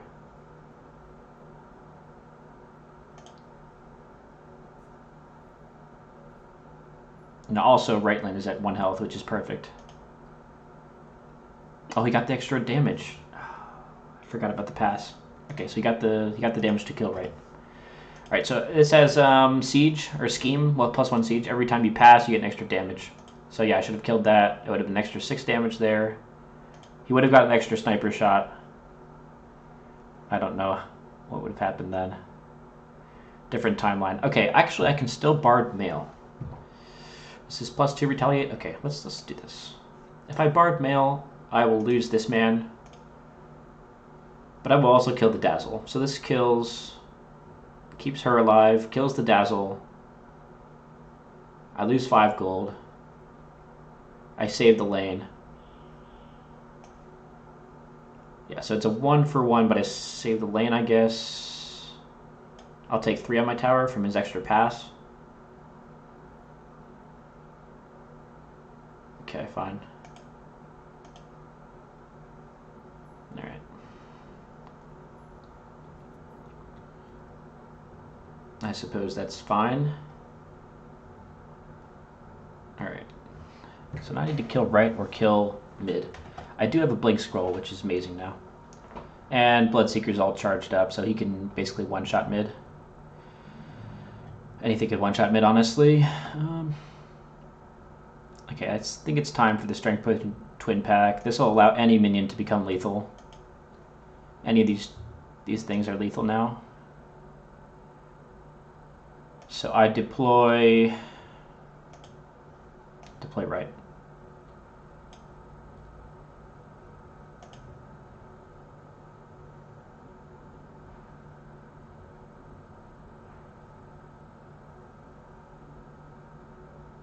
To play right, I have the steam cannon. It's already set up, so I don't have to pay 6 mana again. All right, I got a little bit out of line the last turn with that play, but I think it's still going well here.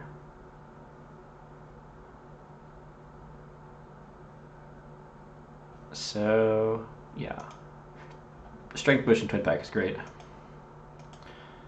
It's absolutely amazing. Let's see what he does though.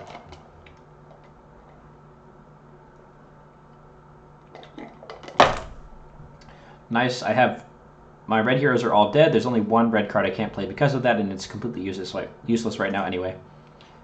So all black cards for this turn. I can play them in right lane. I can play them in left lane. I can play them in mid lane with a blink scroll. Strength Potion I can play any lane, anytime. Actually, I think they might have changed it. They might have changed it so you have to have a hero here before you can buff this minion. I'll test it. How's the balance in this beta so far? Any standout or OP or underpowered builds? Yeah, I can't speak for Constructed. I've never liked Constructed in Artifact anyway, so I'm not sure how that's working.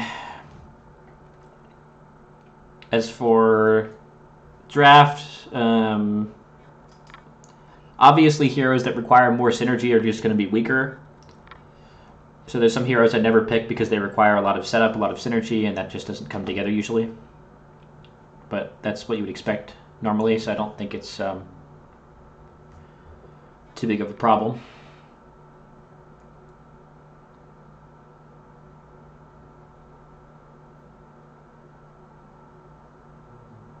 Okay.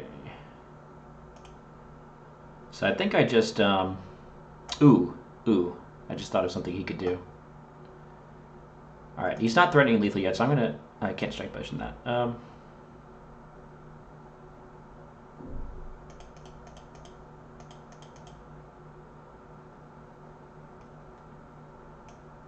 gonna blink over to mid first.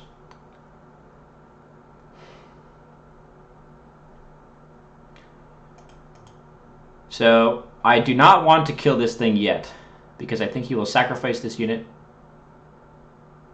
Okay, Burning Pitch. Whew, okay, I think I got this one now. Okay, he doesn't have enough mana to use the Lady Anshu now. I was worried he would sacrifice it and bring out 3 heroes. But since that's already not the case, he doesn't have mana for that spell anymore. I will start by killing...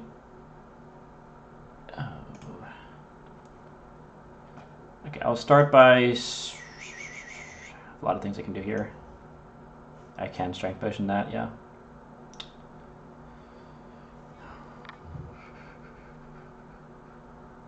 Start by putting the Gaseous Greevel down here. So this is already preventing lethal. So now I can just keep passing. I spend 1 mana, now I can pass forever until he stops me. And he can't stop me. With that hand, pretty sure. Ah! Sorlikon Spear. That is a good way to stop me. Okay, so if this dies, it deals 1 damage to all adjacent enemies. So actually I could kill this girl. I mean, I have several ways to win here. Just wanted to try to find the most important line, most critical line. Thieving Greevel does nothing. Bull Martyr does nothing. Okay, so he already spent his item. There's not much he can do anymore. So it really just depends if I want to go for winning by a lot or winning by a little. And depends how much I want to enjoy this moment. I think I want a total victory, you know? I want a victory in every sense of the word. I'll take all 3 lanes from him.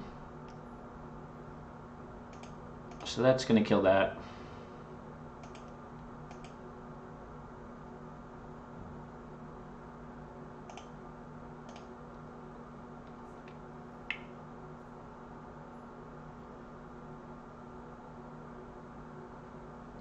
going to show him how far he has to come.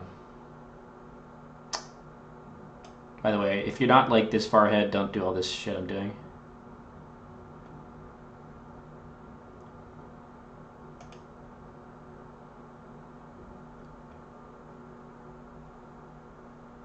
I guess you can ping this minion off now.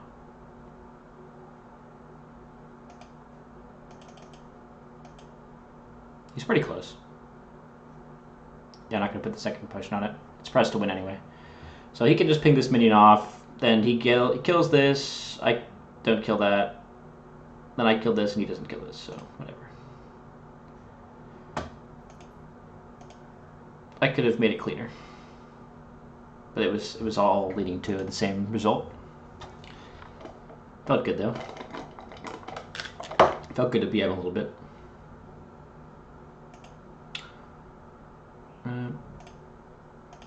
Okay.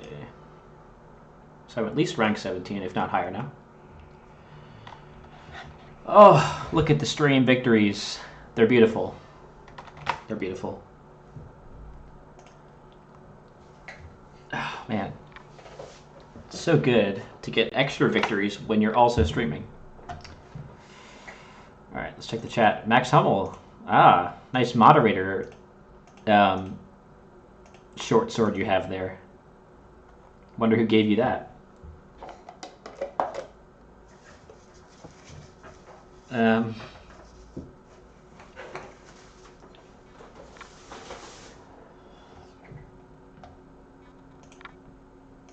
My streak feels good. Yeah, it does. Thank you. Yeah, I mean, you can say a good variety. I basically never played black. The last time I played black, I lost. After that, the last time I played black, I lost. After that, I just don't... Oh, I also lost there. Lost to McDonald's Big 2 pick for $2. It's, you know, you're doing badly when that happens. And I won a game with black. So basically, I almost always lose with black. But this game, the stars aligned, and, well, part of the reason I won was because my opponent also went black. Let's just put it that way. But that was probably one of the best sniper games I've ever seen. I don't think you can do better than he did with that sniper.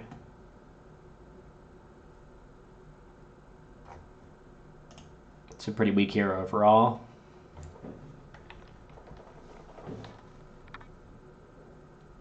Like, it's so bad. It's the equivalent of basically every blue hero in terms of stats, but the blue heroes are so powerful to compensate for that. Earthshaker, you have an AoE clear of an entire lane practically guaranteed. Kana, you shit out minions constantly, and they're all your lane minions are also converted to 2/3s, and there's some extra synergy with several blue cards that summon minions, then she will convert them to bigger minions. Did I say Kana? I meant Prelix if I said Kana. What else do you have? Let me just take a look here. You have Pierpont. Amazing. You get to like see their hand. You get extra attack for doing so. You get to drop 6/6s for 4, 3, or 2 mana. Crystal Maiden, you get 2 extra mana every turn as long as you play a spell. A Zeus, 5 mana, deal 3 piercing to all enemy heroes. And it just, Sniper does not fall into line. Like, he's not there. Like, let's just check out Sniper. I'm going to do a tier list, I think, and then I'll sign off. The tier list might take a while, though. In case you guys are interested, I'll put it up. Also, I can probably clip it if someone wants to watch it later. Yeah, so if I'm talking about these heroes anyway, let's just go look at a tier list and I can do a rant. Are we going for a sub button soon?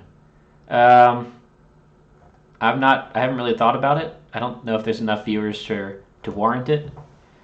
But if you guys are hankering, then I might put more effort into getting that up.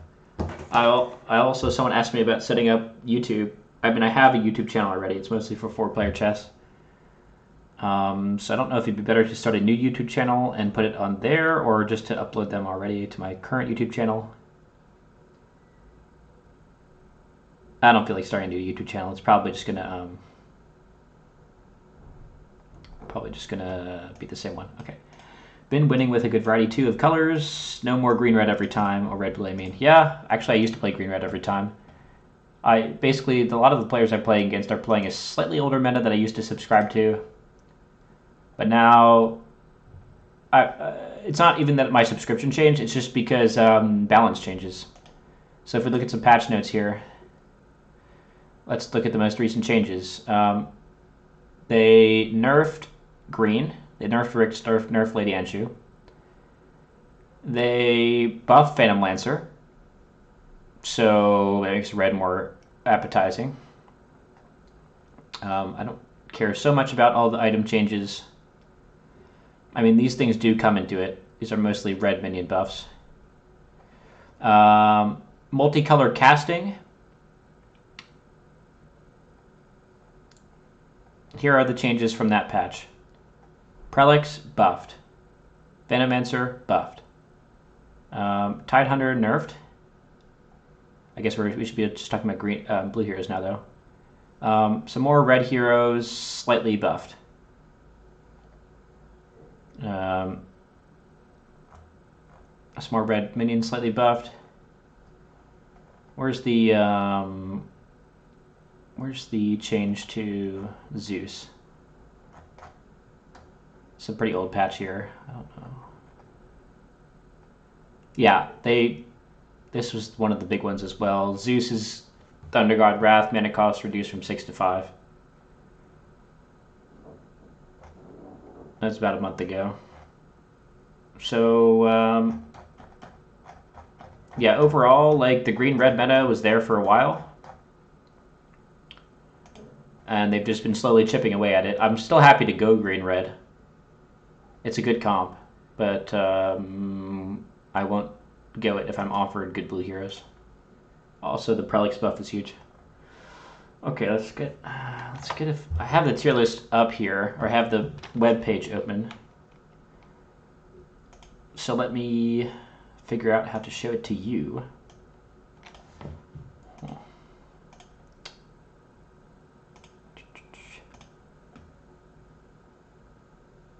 I guess I need this window capture.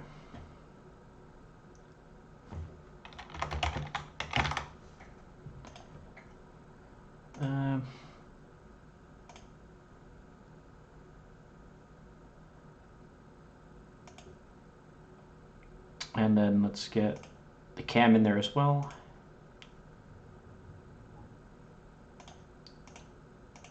It's video capture 1. All right.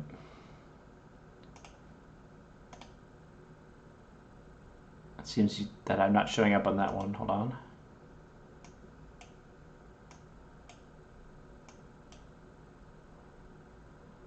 All right. I don't have the technical skill. I know you can see that, so just deal with not seeing my face for a sec here. Not like a pro streamer or anything. I'll figure that out later, how to do web pages and set it up. I guess it should be working now. I don't know why. I guess maybe only one scene can capture my video at a time. And if I switch scenes... Alright, I have another idea. Let me just... give me a sec here.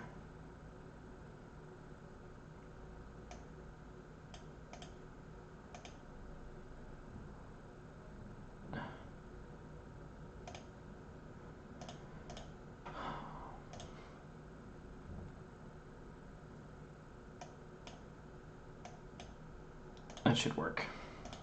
Okay. It's the same as my artifacts. Yeah, let's just do it that way.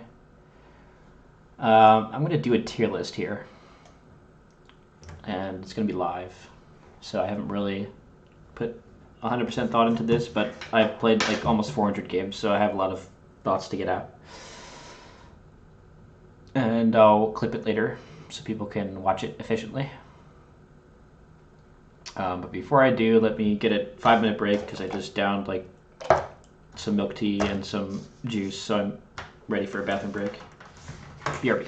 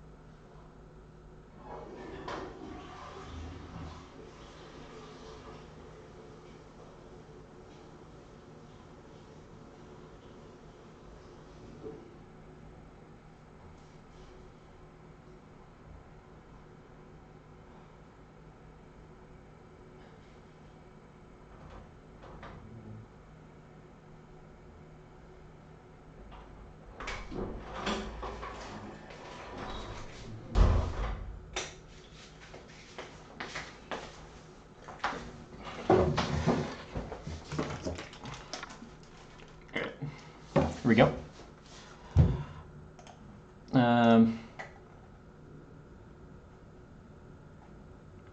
Yeah, I also don't think I need a different channel for artifact. Screw that. Okay. So thanks to whoever made this. Again, I am eminently surprised that there's already a tier list for this. And I'm so glad they have a function to search for tier lists that have already been made, because I did not want to go and find all these different thumbnails. And on top of that, they've included the passives as well as the actives on top of the hero, so I can remember those easily. At least, yeah, as soon as I see the icon, I'll know it. Alright. So, let's start the tier list here. Obviously, the tier list only applies to draft, because I neither have played nor care about constructed. Second of all, I guess I should set up what these actually mean. And let's see if I agree with what S means. OP heroes you really want to play. Fine. Good heroes you want. Fine. Decent heroes that can be good with synergy. I don't think synergy is important. I think just decent heroes that can be good. That could include through synergy, through counter picking,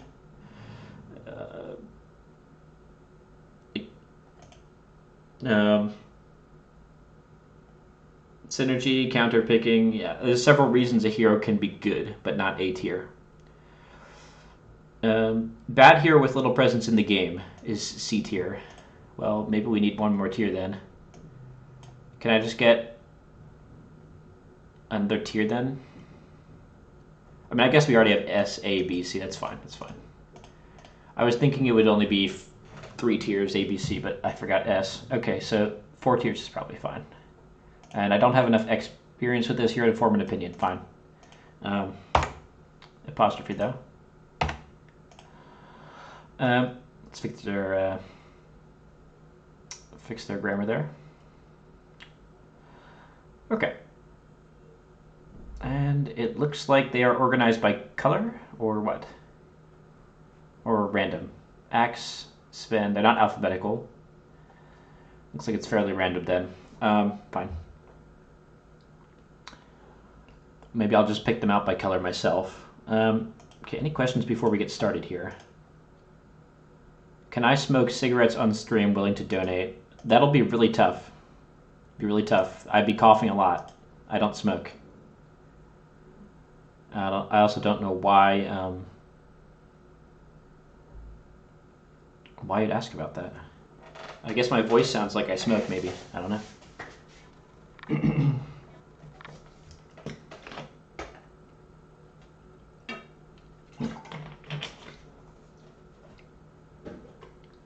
I want to see it for a laugh. That's not going to happen. That's it's the most peer pressure I've received to smoke in a while, though. People willing to donate. So congrats for that. But no thanks. Okay, axe. Let's start off with the first one here. Axe. I think I'll just try to go by color. What do we got here? Background color. Move up and down. Nope. S, A, B, C is the order I want. Let's get some more light in here. It's starting to get dark. Axe. Okay, axe. Definitely not S tier. And why is it not S tier? Well, axe has 3 base attack. I guess you can't see all the stats from here, but you'll have to trust me. Axe has a low base attack, and in red decks, typically the win condition is for you to out-damage your opponent's heroes, thus making their heroes come to block your heroes so that you can use the cards that let you win combat. So there are several red cards. Almost all the base set red cards are like, let's fight. Let's let the heroes fight. And so if you just ignore each other, then red should be able to win. But the case is axe cannot win if you ignore each other. Axe is only 3 attack. So unless you support axe, unless you give him some items, his ability, which costs 1 mana like all abilities, and lets him fight all adjacent enemies at once, this ability is also not going to stop your opponents from trading damage with you. It can clear minions, and that's about it. So in the early game, he's almost a useless hero except against the most weak of opponents.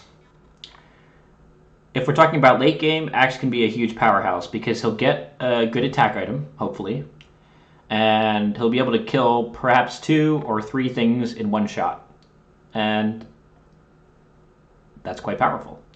But unlike many other heroes on this tier list, which do not require items to be good, Axe does require an item before he does really anything. So before he gets an item, he's probably B. After he gets an item, he can be A or S tier.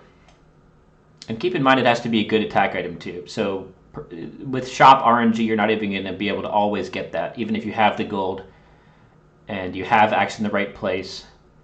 Yeah, Axe being in the right place is another issue. Even if you have the attack damage, if he's not in the right place, then he can't do his kit. That being said, if we're talking about heroes, I would say within red heroes, he's B. Maybe I'll do this by color. I didn't think it through completely. Axe's card is also very good and has been buffed. But I think within red, I would still put him A to B tier. You know what? I'll put him A tier. Let's do all the heroes at once because that puts things in better context. Axe's hero card is good, and he's never bad as a hero. You can just start in your comp, and then he won't die early to just everything. So if you do red-blue, like Axe can still serve as an early defender to just get you to that late game.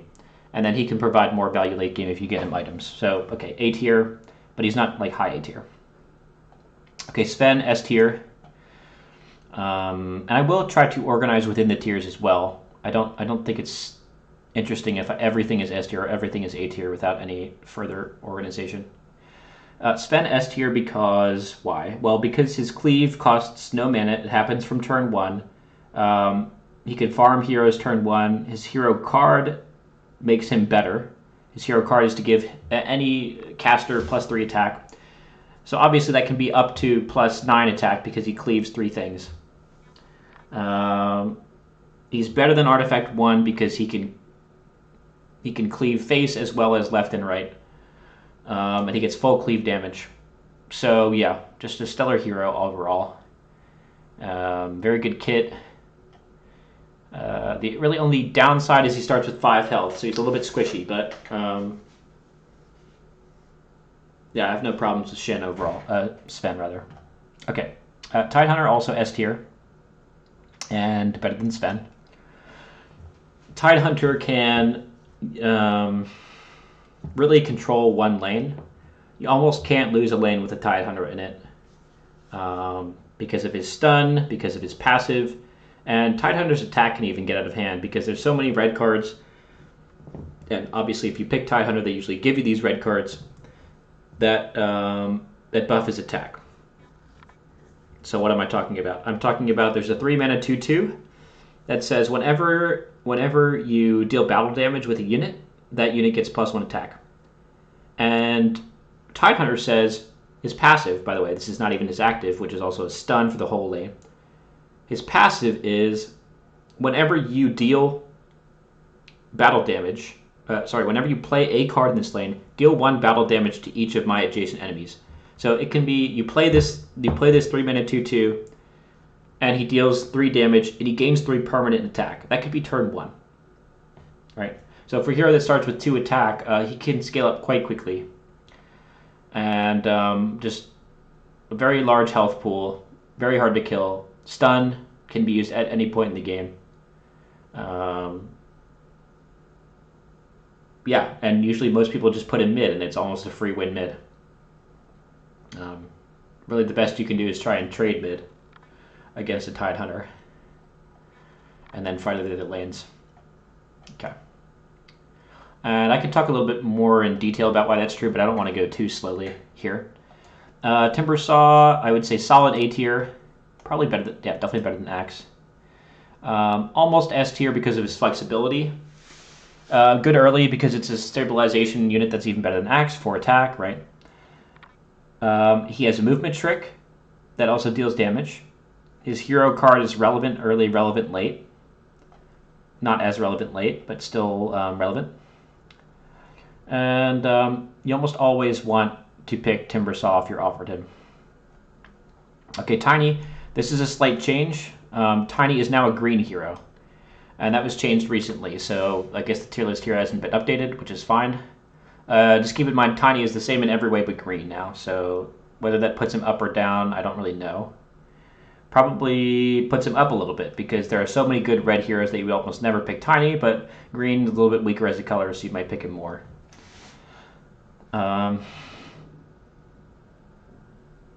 Right, Tiny, yeah. Tiny is very susceptible if you don't have initiative when he comes in. Usually as soon as the turn he comes in, you immediately want to press the grow button, and that's turn 3, so you always want to play Tiny last. And the reason that hurts Tiny is because, well, there's a lot of heroes competing for the last slot, and there's a lot of OP abilities that come out on turn 3, which is the 5-mana turn. So, and a lot of them can kill Tiny as well. So if you don't have initiative when Tiny comes in, it's possible Tiny will die immediately and you won't get to grow.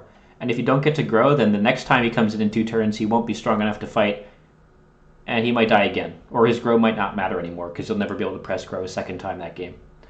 So it's a very risky hero. The fact that he's green now makes him a little bit better. And I'd say the worst part about Tiny is that his hero card is very overcosted. It's 4 mana. It should be probably 3 mana. So Tiny, B tier for me. He still can be good. Obviously, if you get to a late game situation where he's growing very large, and the opponents don't have a way to deal with that many stats, yeah, he's good. But it's tough to give him trample as well. So there's a lot of things in the game that just block damage by throwing a bunch of trash in front. And especially with the buffs to Prelix and another hero, Venomancer, yeah, there's a lot of ways to throw trash in front of Tiny and make sure he never actually hits face with his big numbers. And obviously his defense won't matter at that point anyway, either. So if you're going to play Tiny, yeah, you got to pair him with something that's going to make sense. Got to pair him with like a Centaur War Runner to deal trample damage. You got to pair him with a Legion Commander so you can use his extra stats to duel. Obviously both of those are red now, so it's tougher to do that.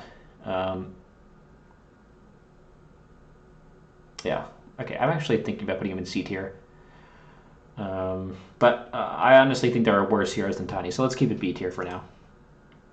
Okay, Tusk, also B tier, but probably worse than Tiny. Tusk also can double his attack with his ability, but it's only for 1 turn. So he doesn't have the scaling that Tiny has. His hero card is not as good as Tiny's. Okay, actually that's not really true. His hero card is probably just about as good as Tiny's, because it's 2 mana.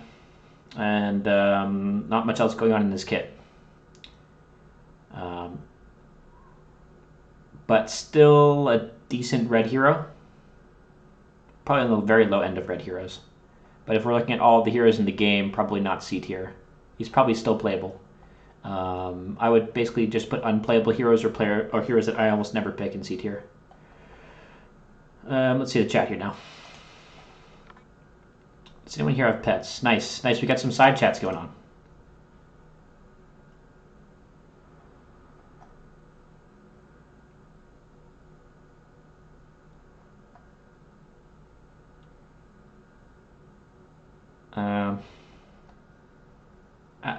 I love the smiley chat. It's very very random. I'm glad we're getting some side chat and random chat in here as well.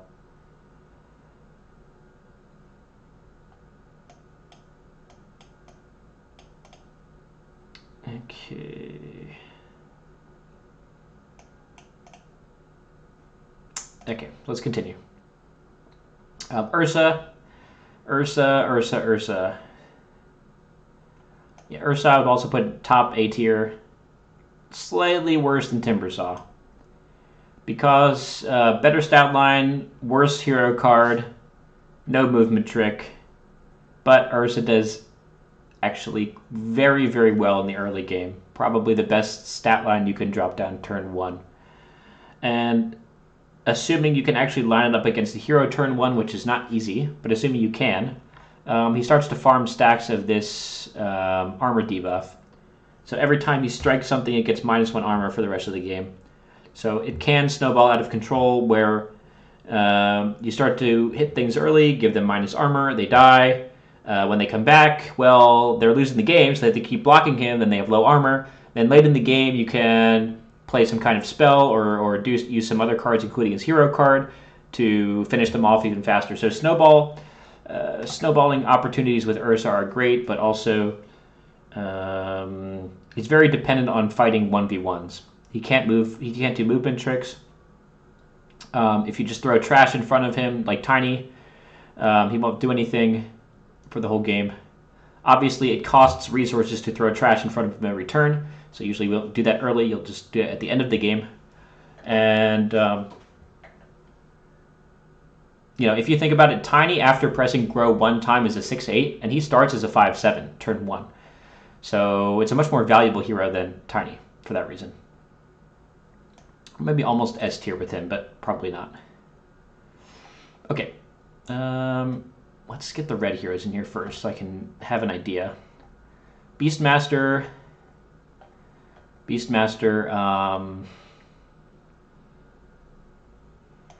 I'd also put in A tier. Probably better than Ursa.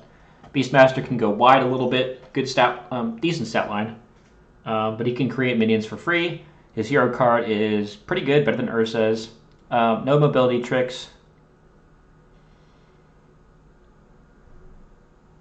Yeah, I would just put him here. I think that's safe. You do want Beastmaster in your deck. Red heroes. Centaur War Runner. Centaur War Runner I wouldn't even put in C tier. I think there are uses for Centaur War Runner that are pretty good.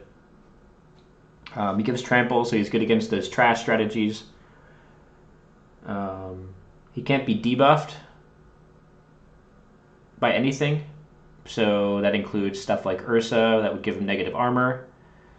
There's also other armor debuffs in the game. Yeah, so decent hero, just not that impactful unless you get some items on him. Also, his hero card is situationally very useful with things like Tidehunter and on himself. So yeah, probably low B tier. I mean, I would put him in C tier if I had an F tier, but I'm just doing 4 tiers, so that's fine. And Bristleback, yeah. Bristleback, better than Tiny. Bristleback is situationally very good, but I would not put him in A tier. His stat line's a little bit worse. His hero card's a little bit worse. His hero ability, not that impactful. But in certain matchups, he's amazing because what he does with his passive is if he takes any damage that is non-combat, so that includes damage from things like Timbersaw's spell, that includes almost all damage from blue heroes, that includes any black hero spell damage, basically any non-combat damage or non-battle damage. He reduces it to 1. And he also procs his active passively. So if you can draft him in a composition where your opponent has at least 2 heroes that deal that kind of damage, he's going to be good, better than average. But if that is not the case, then his stat line is too poor. No movement trick, medium hero card. I don't really like drafting him, but definitely a solid counter pick to certain comps. Basically, every time I pick him, I'm happy I picked him, but most of the times I don't pick him.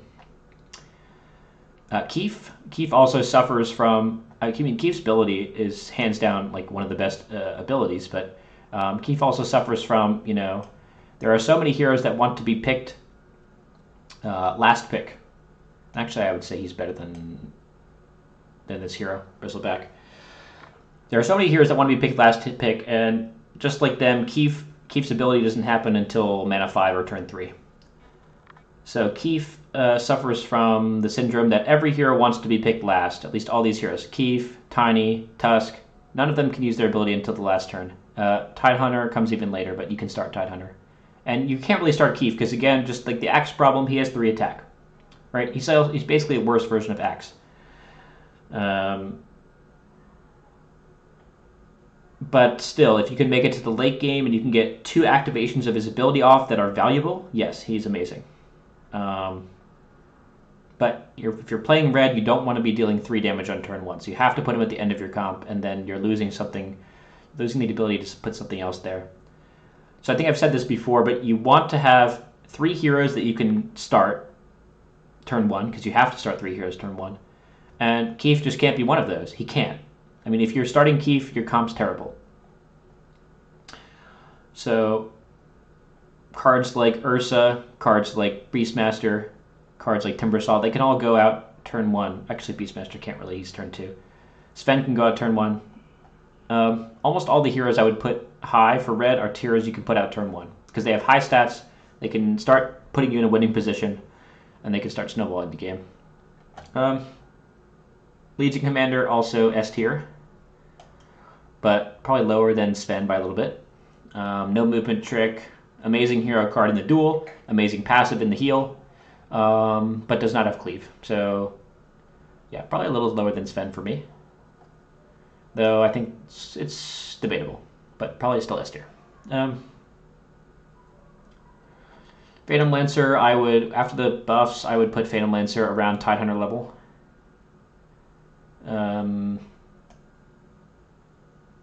Maybe here, maybe slightly lower, but definitely above these. And already you can see red has 4 heroes in S tier, so you're almost always going to pick red if you have these heroes offered. Venomancer, yeah, he generates men every turn. He has no active, although there's a button here. I don't know what that means. Maybe it used to be different. But he generates men every turn. Those men also generate men. So if he is untouched, then you basically win the lane for free, right? You can block out anything like minions that are trying to go over the top, like Tiny, Ursa, and they also recently buffed his health by 1, and they buffed his hero card. So he has more sustainability, he has more flexibility with his better hero card. I guess they're trying to make him playable and constructed, but most of the time he's just able to take over the game and draft.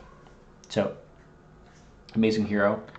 Definitely would put him in S. I think just because his passive is so good, he probably takes over the game even more easily than Tidehunter in one specific lane.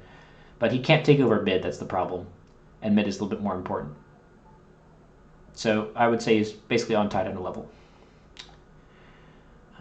Okay. Red heroes, I don't see more, there's probably more red heroes here, but I don't see them. So let's just start with blue. Arc Warden, almost unplayable. Actually, I would say unplayable. Yeah,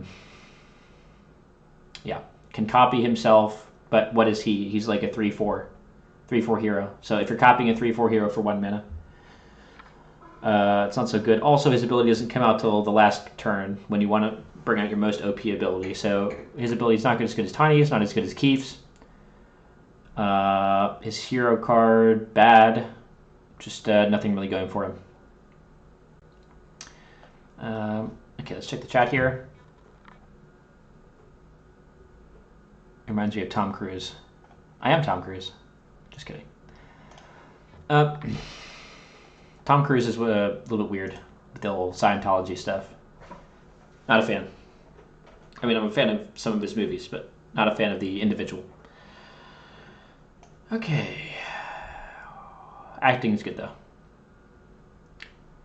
Crystal Maiden, not S tier. Probably A tier somewhere. Probably better than Axe, but worse than Ursa. Obviously, worst stat line in the game on Crystal Maiden, but she's a passive where you get 2 mana every time you play a spell or enchantment in any lane, which is crazy. It has to be drafted around. You cannot just play here randomly, but the upside is very much there. And her hero card fits her kit in that it frostbites a unit for 2 mana. So it costs 0 mana if she's in play when you play it, because you get the 2 mana back. And it helps to disarm an enemy unit so that she won't die, or another blue hero you have that needs to stay in play won't die. So it's very good to have her hero card when you have her, which is the sign of a good hero, probably. So I'd put her in A tier. Earthshaker, I mean, before I hated playing blue, but they keep buffing blue, so he has to be S tier by now, because there's so many good blue options to pair with him. If he's the only good blue hero, then he doesn't make as much sense. But now that there's other good blue options, yeah, fine. And probably better than Legion Commander. Probably on par with Sven. Definitely worse than Tidehunter. I'll put him here. Obviously, amazing board wipe, amazing ability, good passive. Can't really ask for more, but obviously he is a blue hero that doesn't do anything until turn 3, turn 4. So yeah, you can get wiped out of the game before he can do much. Sometimes, but if you draft around him, yeah, high S. Imperia, I would put like the bottom of B tier. Very good if you pair her with specifically this card. Otherwise, useless, or not useless, but much worse. So basically, in some situations, equal to Arc Warden, but in other situations, not. So it's the bottom of B tier. And her mechanics are based on getting more attack if you reveal cards in the opponent's hand, and you can't reveal that many cards with just her. So you need help.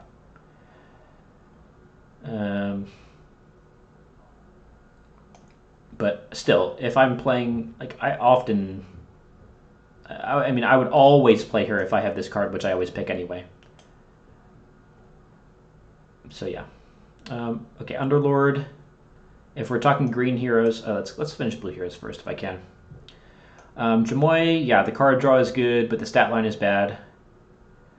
I just played him recently. I'd say he's better than these. Probably here. Decent. Active here. I would say you need at least one good target for his spell, which is to reduce a cooldown of an ally or increase a cooldown of an enemy. You need at least one good target for that among both comps in order to run him. But usually he's just a third hero that's blue that you slide in, so you have more ways to cast some of these OP blue spells like Earthshaker's spell. Kana, I never pick, though I think she's better than Arc Warden. Problem with Kana is she feeds all of your minions into one lane, and then transforms them into Hounds of War. So you can theoretically take down a lane fast, but you're giving up the other 2 lanes to do so. And as we know in Artifact, well, if you lose 2 lanes and win 1 lane, that's bad. I guess the idea with her is to take down the lane fast, and then you can go back and take down the other lanes. But the problem is, when she summons all those minions into your lane, when she transforms them into Hounds of War, each of those minions counts as getting killed. So that's 3 gold for your opponent every turn. 3 gold, 3 gold, 3 gold. And if you're not taking advantage of her passive because you don't have enough space in that lane to do it, then why did you pick Kana, right? She's a 1/9.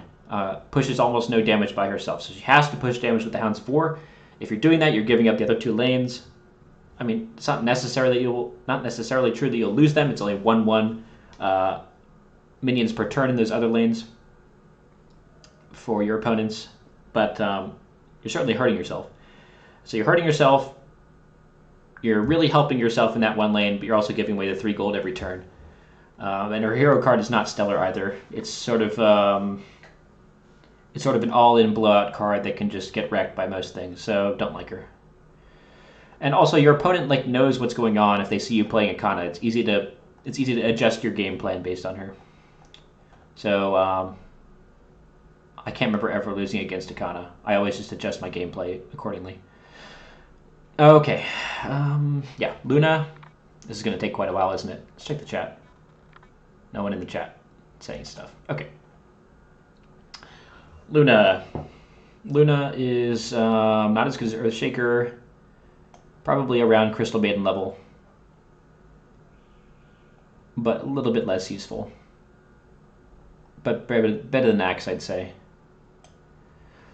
Crystal Maiden's good with many different blue heroes, but Luna, while while good, does require more drafting around. You'd have probably you need to almost necessarily play red-blue if you're playing Luna. You need to have some of these thick early game heroes that can let her slowly farm up her passive until her Eclipse makes sense to play. Obviously, in the very late game, it can be a blowout, but it's slow. It's slow. It's still good because there are small advantages she gives in the early game. For example, while she's farming it, she's dealing chip damage. She's dealing chip damage to your opponent's minions in her lane. She's dealing chip damage to your opponent's heroes in her lane. And that can be beneficial. So while she's farming her passive, she does a little bit of work. And you don't need to put her at the end of your comp. You can play her on turn 1 as long as you have other heroes to hold the line early. So you put her in the safe lane, you farm up. And the fact that you can deploy her turn 1 makes her better than some of these other picks like Kiev. Okay. Meepo. But obviously you have to draft around her. Like some of these other heroes that are better, Ursa, you don't need to draft around him. He just sits there, he's a thick man. It's just, he can almost pair with anything. So cards that can pair with anything are going to obviously be higher than cards you have to draft around, even if those have slightly higher power level. Okay, so Meepo. Yeah, Meepo. Meepo is also a good blue hero that you have to draft around.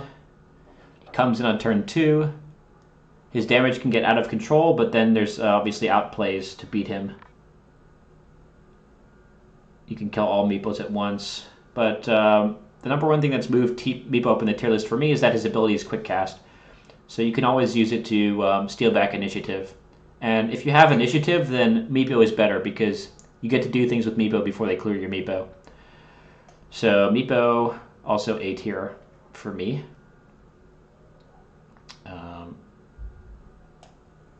Probably right behind Lina. Ogre Magi, pretty much situational. Probably here. Here's the problem with Ogre Magi. He sucks. Yeah, decent health, bad attack, but unlike a lot of other blue heroes, he doesn't blow up the game all at once. You need to have, like, he's not like Earthshaker, where as soon as you bring Earthshaker, you have this late game unlock.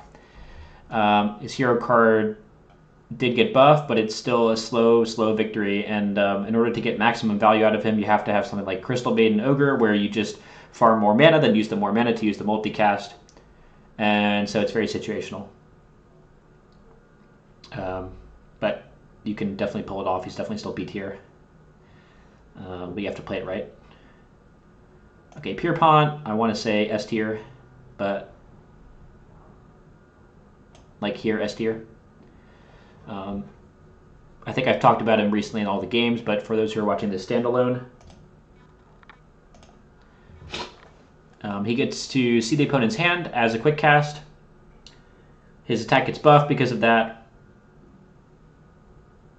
His hero card is a large minion, which is unheard of in blue. So he gets to play a large blue minion.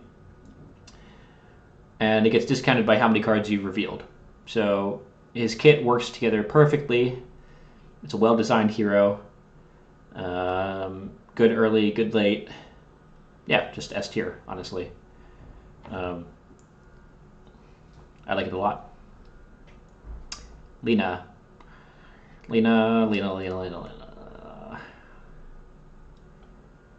Yeah, I'd say Lina is like high B tier. Better than these two, but worse than A tier. You do need to draft around her. Not a good blue hero most of the time. Oh, no, sorry. A decent middling blue hero most of the time. The hero cards she brings are all different, but all decent. Obviously, if you can stack her passive a lot, she can deal a lot of damage, so that's the upside. She can run away with the game, but it needs a lot of setup and needed to draft around her a lot. Whereas something like the Luna passive, that will, as long as she stays in play, that will keep getting procced. Whereas to get the Lina passive stacked, you have to play cards in her lane. Okay, Prelix. Yeah, Prelix. Jeez. I feel better and better about this card recently.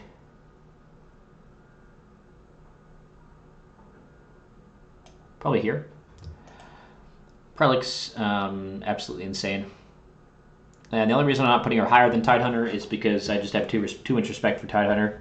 But it's honestly probably true that she could be better than him in draft. Just the amount of garbage that she spits out. She can throw down barracks. They also send out 1 minion every turn. You could just lock people out of the game. They'll never be able to hit face.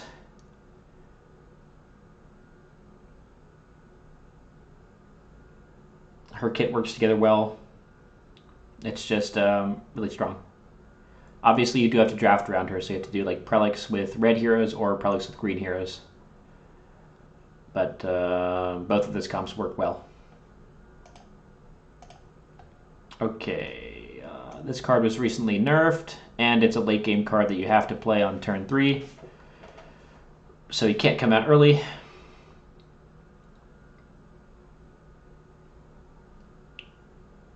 But he still has a quick cast spell. So probably here.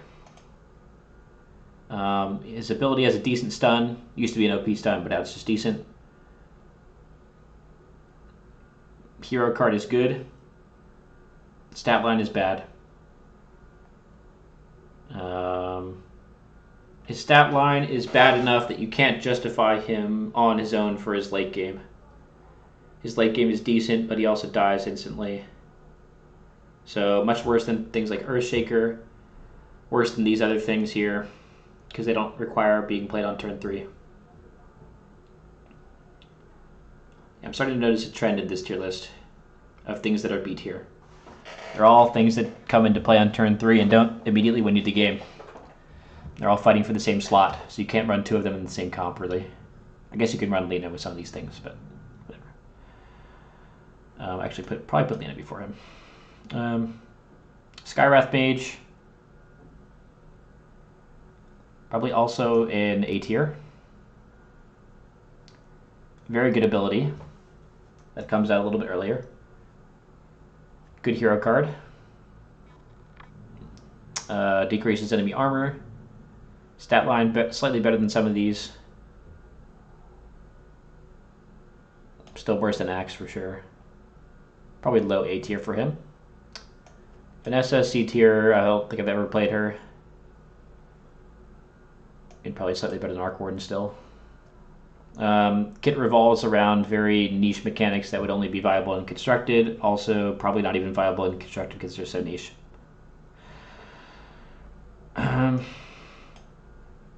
She's something you would want in like a hardcore control versus a hardcore control matchup or something like that. Actually, you know what? I'd say she's better than Kana because her ability does give quick cast. And quick cast is very valuable. Even if you're playing a hero that does nothing except give quick cast, it's probably still better than these two.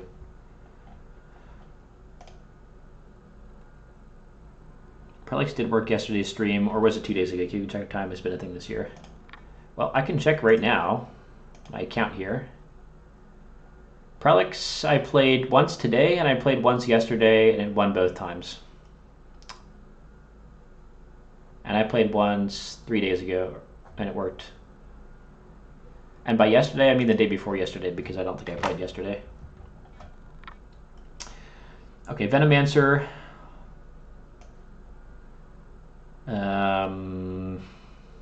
Also S tier now. It's one of the minion generators, which I place at S tier. Is it all the way down here, or is it better?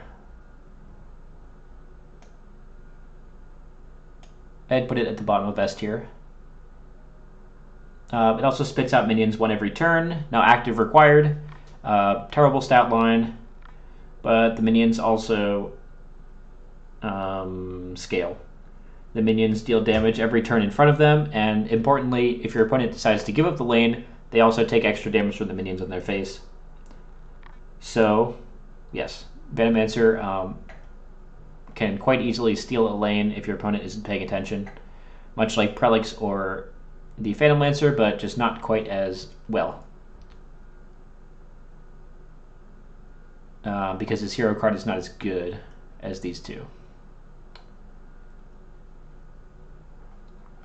Okay. And Zeus. Zeus, pretty good. Takes a little bit more setup than these like free win heroes. So probably put him at the top of A tier. Good hero card. Good passive with the 1 piercing damage. Poor stat line, but is carried by his hero card. So, yeah, just a strong hero now that it got buffed. What else have we got? That looks like it's... Oh, yeah, that's a green hero now. Yeah, okay, so that's it for red and blue. And it looks like only blue has some absolutely terrible heroes.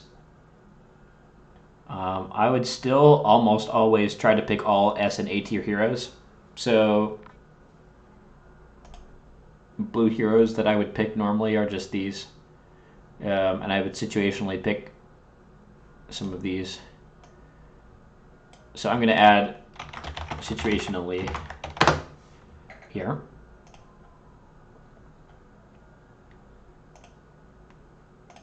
And, okay. All right, let's go to green. Green, right, Underlord, also S tier. Very good stat line, very good active, but you don't need to use the active early, which is important. It's a late game active that can transport him and all other heroes in one lane to another, so it's like a multiple blink dagger. Obviously, sometimes you don't want to transport all the heroes in that lane, so that's the downside. You must transport them all. But still, you can focus down one lane hard with him, for example, mid, and then transport everything to another lane and just take it over. In addition, his hero card offers reduced damage on your tower, helps to win trades, gives him infinite attack scaling over time, and it's just quite OP. So, in a vacuum, I'd probably put him like here. Probably all but the most OP cards are unfavorable against him.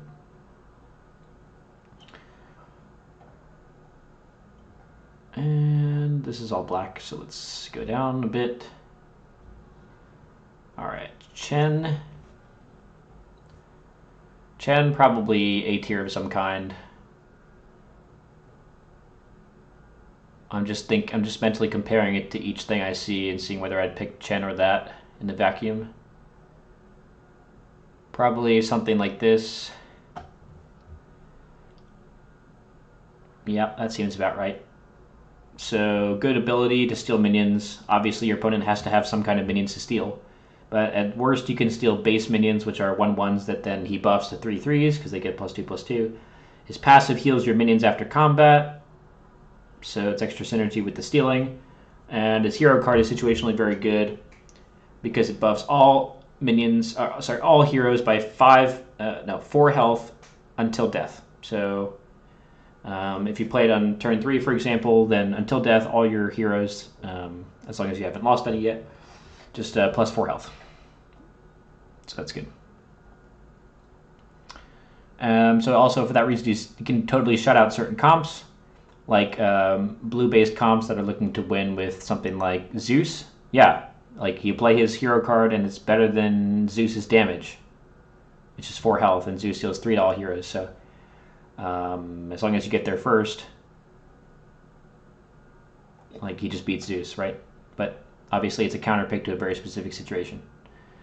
But still, it's just generally useful as well. Okay. What else?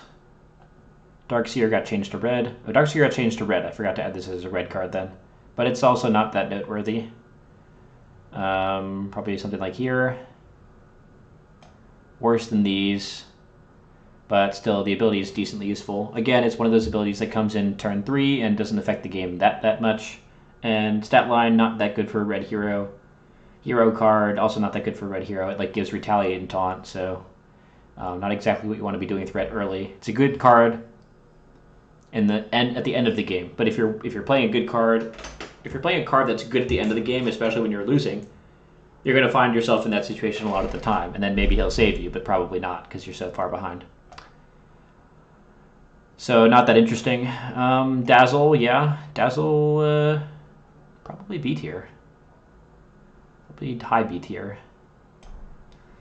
Good ability, just kind of a bad stat line and kind of a slow hero card.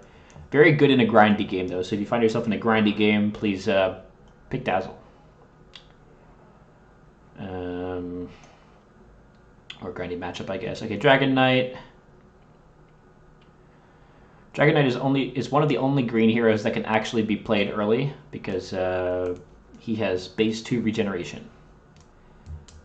So he heals for 2 every combat, and then later his hero card's quite good for stunning and dealing damage.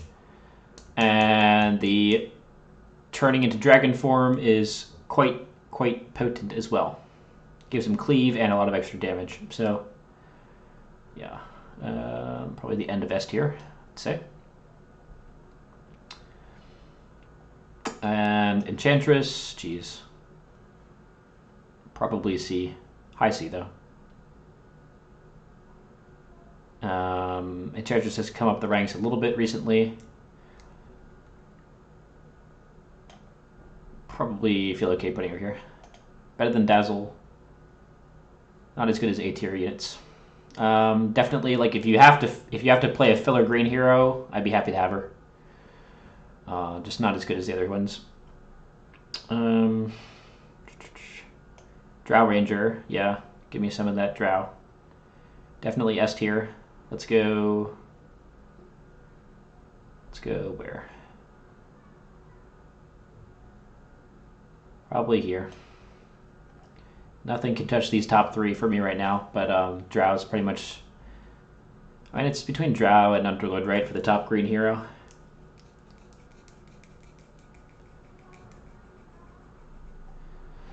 Just gives everything on your board +1 attack. Hero card is good late game, but not good early game. That's the one downside of Drow. But if you draft around her, you'll be able to get a lot of minion comps. So you can draft like basically all of these cards. If you have a Drow in your comp, it just makes them that much better because it affects minions as well. So more attack on all minions and heroes. So you can draft her with a hero comp like Legion Commander to deal extra damage with duels and to farm their towers faster. You can draft her with a go wide comp to just get more use out of her ability. And basically, if you have Drow early and nothing is happening, all that you're doing is you're trading damage on the towers, you're going to be in a position where their towers are lower. So you'll have the ability to sit there and pass, wait until they do something, and you'll be able to react. So, very potent hero if used correctly. Could even be paired well with black. You could go green, black, and Drow to clear their towers faster. So,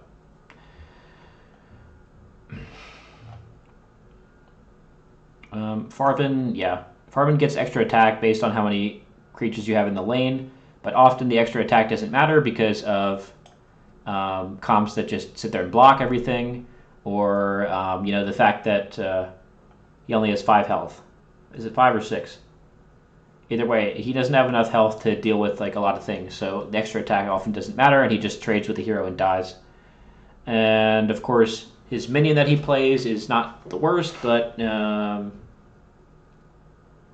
minions, or sorry, I should say hero cards that are minions have to be able to do battle with heroes in this game, because now you can decide where the heroes are placed, unlike Artifact 1. So usually he plays this minion, it gets killed by a hero the next turn, and then that's all the value he gets. So probably not C tier for sure, but maybe something like probably worse than Bristleback, something like this for Farben. And Lady Anshu, yeah, probably somewhere in S tier as well here. One of the top green heroes, if utilized correctly, though she was recently nerfed, so I'm going to put her down a little bit.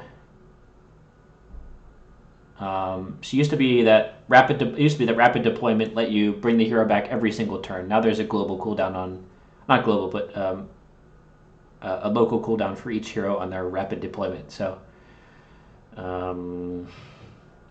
can't just bring her back every turn and block, not care about the gold, farm health and your other minions, and then come back in the late game with other stuff. Now there's a little bit of more decision making to be made, but her hero card's still OP. So yeah, I'd say better than Veno, slightly. Better than Pierpont, probably. Better than Legion, probably, honestly. Probably something like that. Okay, Omni Knight, Lycan first. Let's check the chat here. There's no difference between lanes. There are some subtle differences. And the subtle differences have to do with deployment. So let me... I don't know if I should take a quick break to talk about that. I guess I should be more beholden to the chat since they're here and they're speaking. So let's take a quick break to talk about the lanes. The thing about the lanes is most cards that let you teleport from one lane to another, first of all, are only let you teleport one lane away. So things like Blink Dagger, things like local movement tricks that have a maximum movement range, like 3 or 5. Things like the free card you always get when you kill a lane, also it's called a Blink Scroll, lets you move one lane away. So mid is inherently much more important than the other two lanes, because if you win mid, you can go to either side, and that's a choice. If you win one side, then you have to go to mid after that, if you have some kind of blink. Second thing, during the deployment phase, you put down your 3 heroes at the very beginning. First, you deploy mid simultaneously. Then you deploy in opposite lanes. So one player will deploy right, one will deploy left. And then you will get to deploy your last hero in reaction to that. So that's one difference in the deployment. And the final thing that's the difference is mid is considered a short lane, which means when you deploy, you only have 3 choices for the deployment.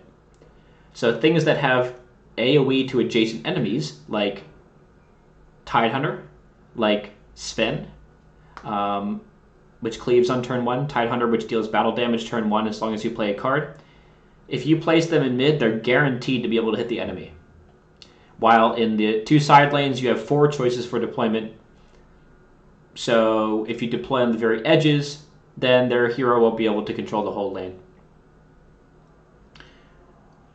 So for those reasons, the lanes do differ a little bit, but other than that, it doesn't really matter too much which lane you decide to go for. Obviously, you can a lot of the time still win a side lane then win mid, or even win a side lane and win it again, right? So it doesn't matter which lane you're taking if you're just going to kill the lane twice. So all of these things can be overcome to some degree, but there are slight differences that weigh them a little bit differently. Okay. What's next? Lycan. Yeah, Lycan also gets a little bit hurt, or Lycan, I guess it's called, gets a little bit hurt by the fact that lanes now are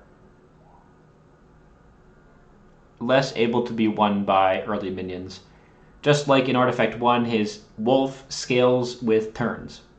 So every combat it gets bigger and bigger and bigger. But now you can just choose where your heroes are deployed. So as soon as you see him play a wolf, if he plays a turn 1 or 2, you always have a hero coming turn 3 to just come and kill it. And if he waits until later to play it, it doesn't have time to scale before the game gets to that phase where the game is ending quickly. So his hero card sucks. That's what I'm coming to here. The ability of him to give all minions in your lane extra attack does not benefit the minion that is summoned naturally because a 3/1 still kills a 1/1 and vice versa. So that is useless. And then his natural stat line, not so good either. Like 3/6, no. Not for what he does. So he's situationally playable if you have a very minion-heavy deck, or if you have a way to get your minions out and not have them die. He's very good at winning a lane fast if your opponent gives it up, so that's a bonus. You never want to have a lane that you're winning, but you can't win before you lose the game. So, because of all those reasons, I would say he's definitely better than Farben, because Farben's sort of the same thing, except worse. Better than Bristleback most of the time.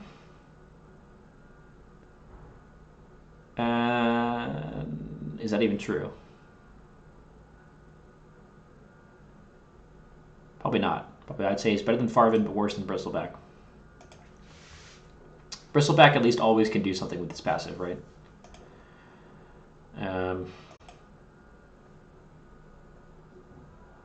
Okay, I'll give him better than Bristleback just because in rare situations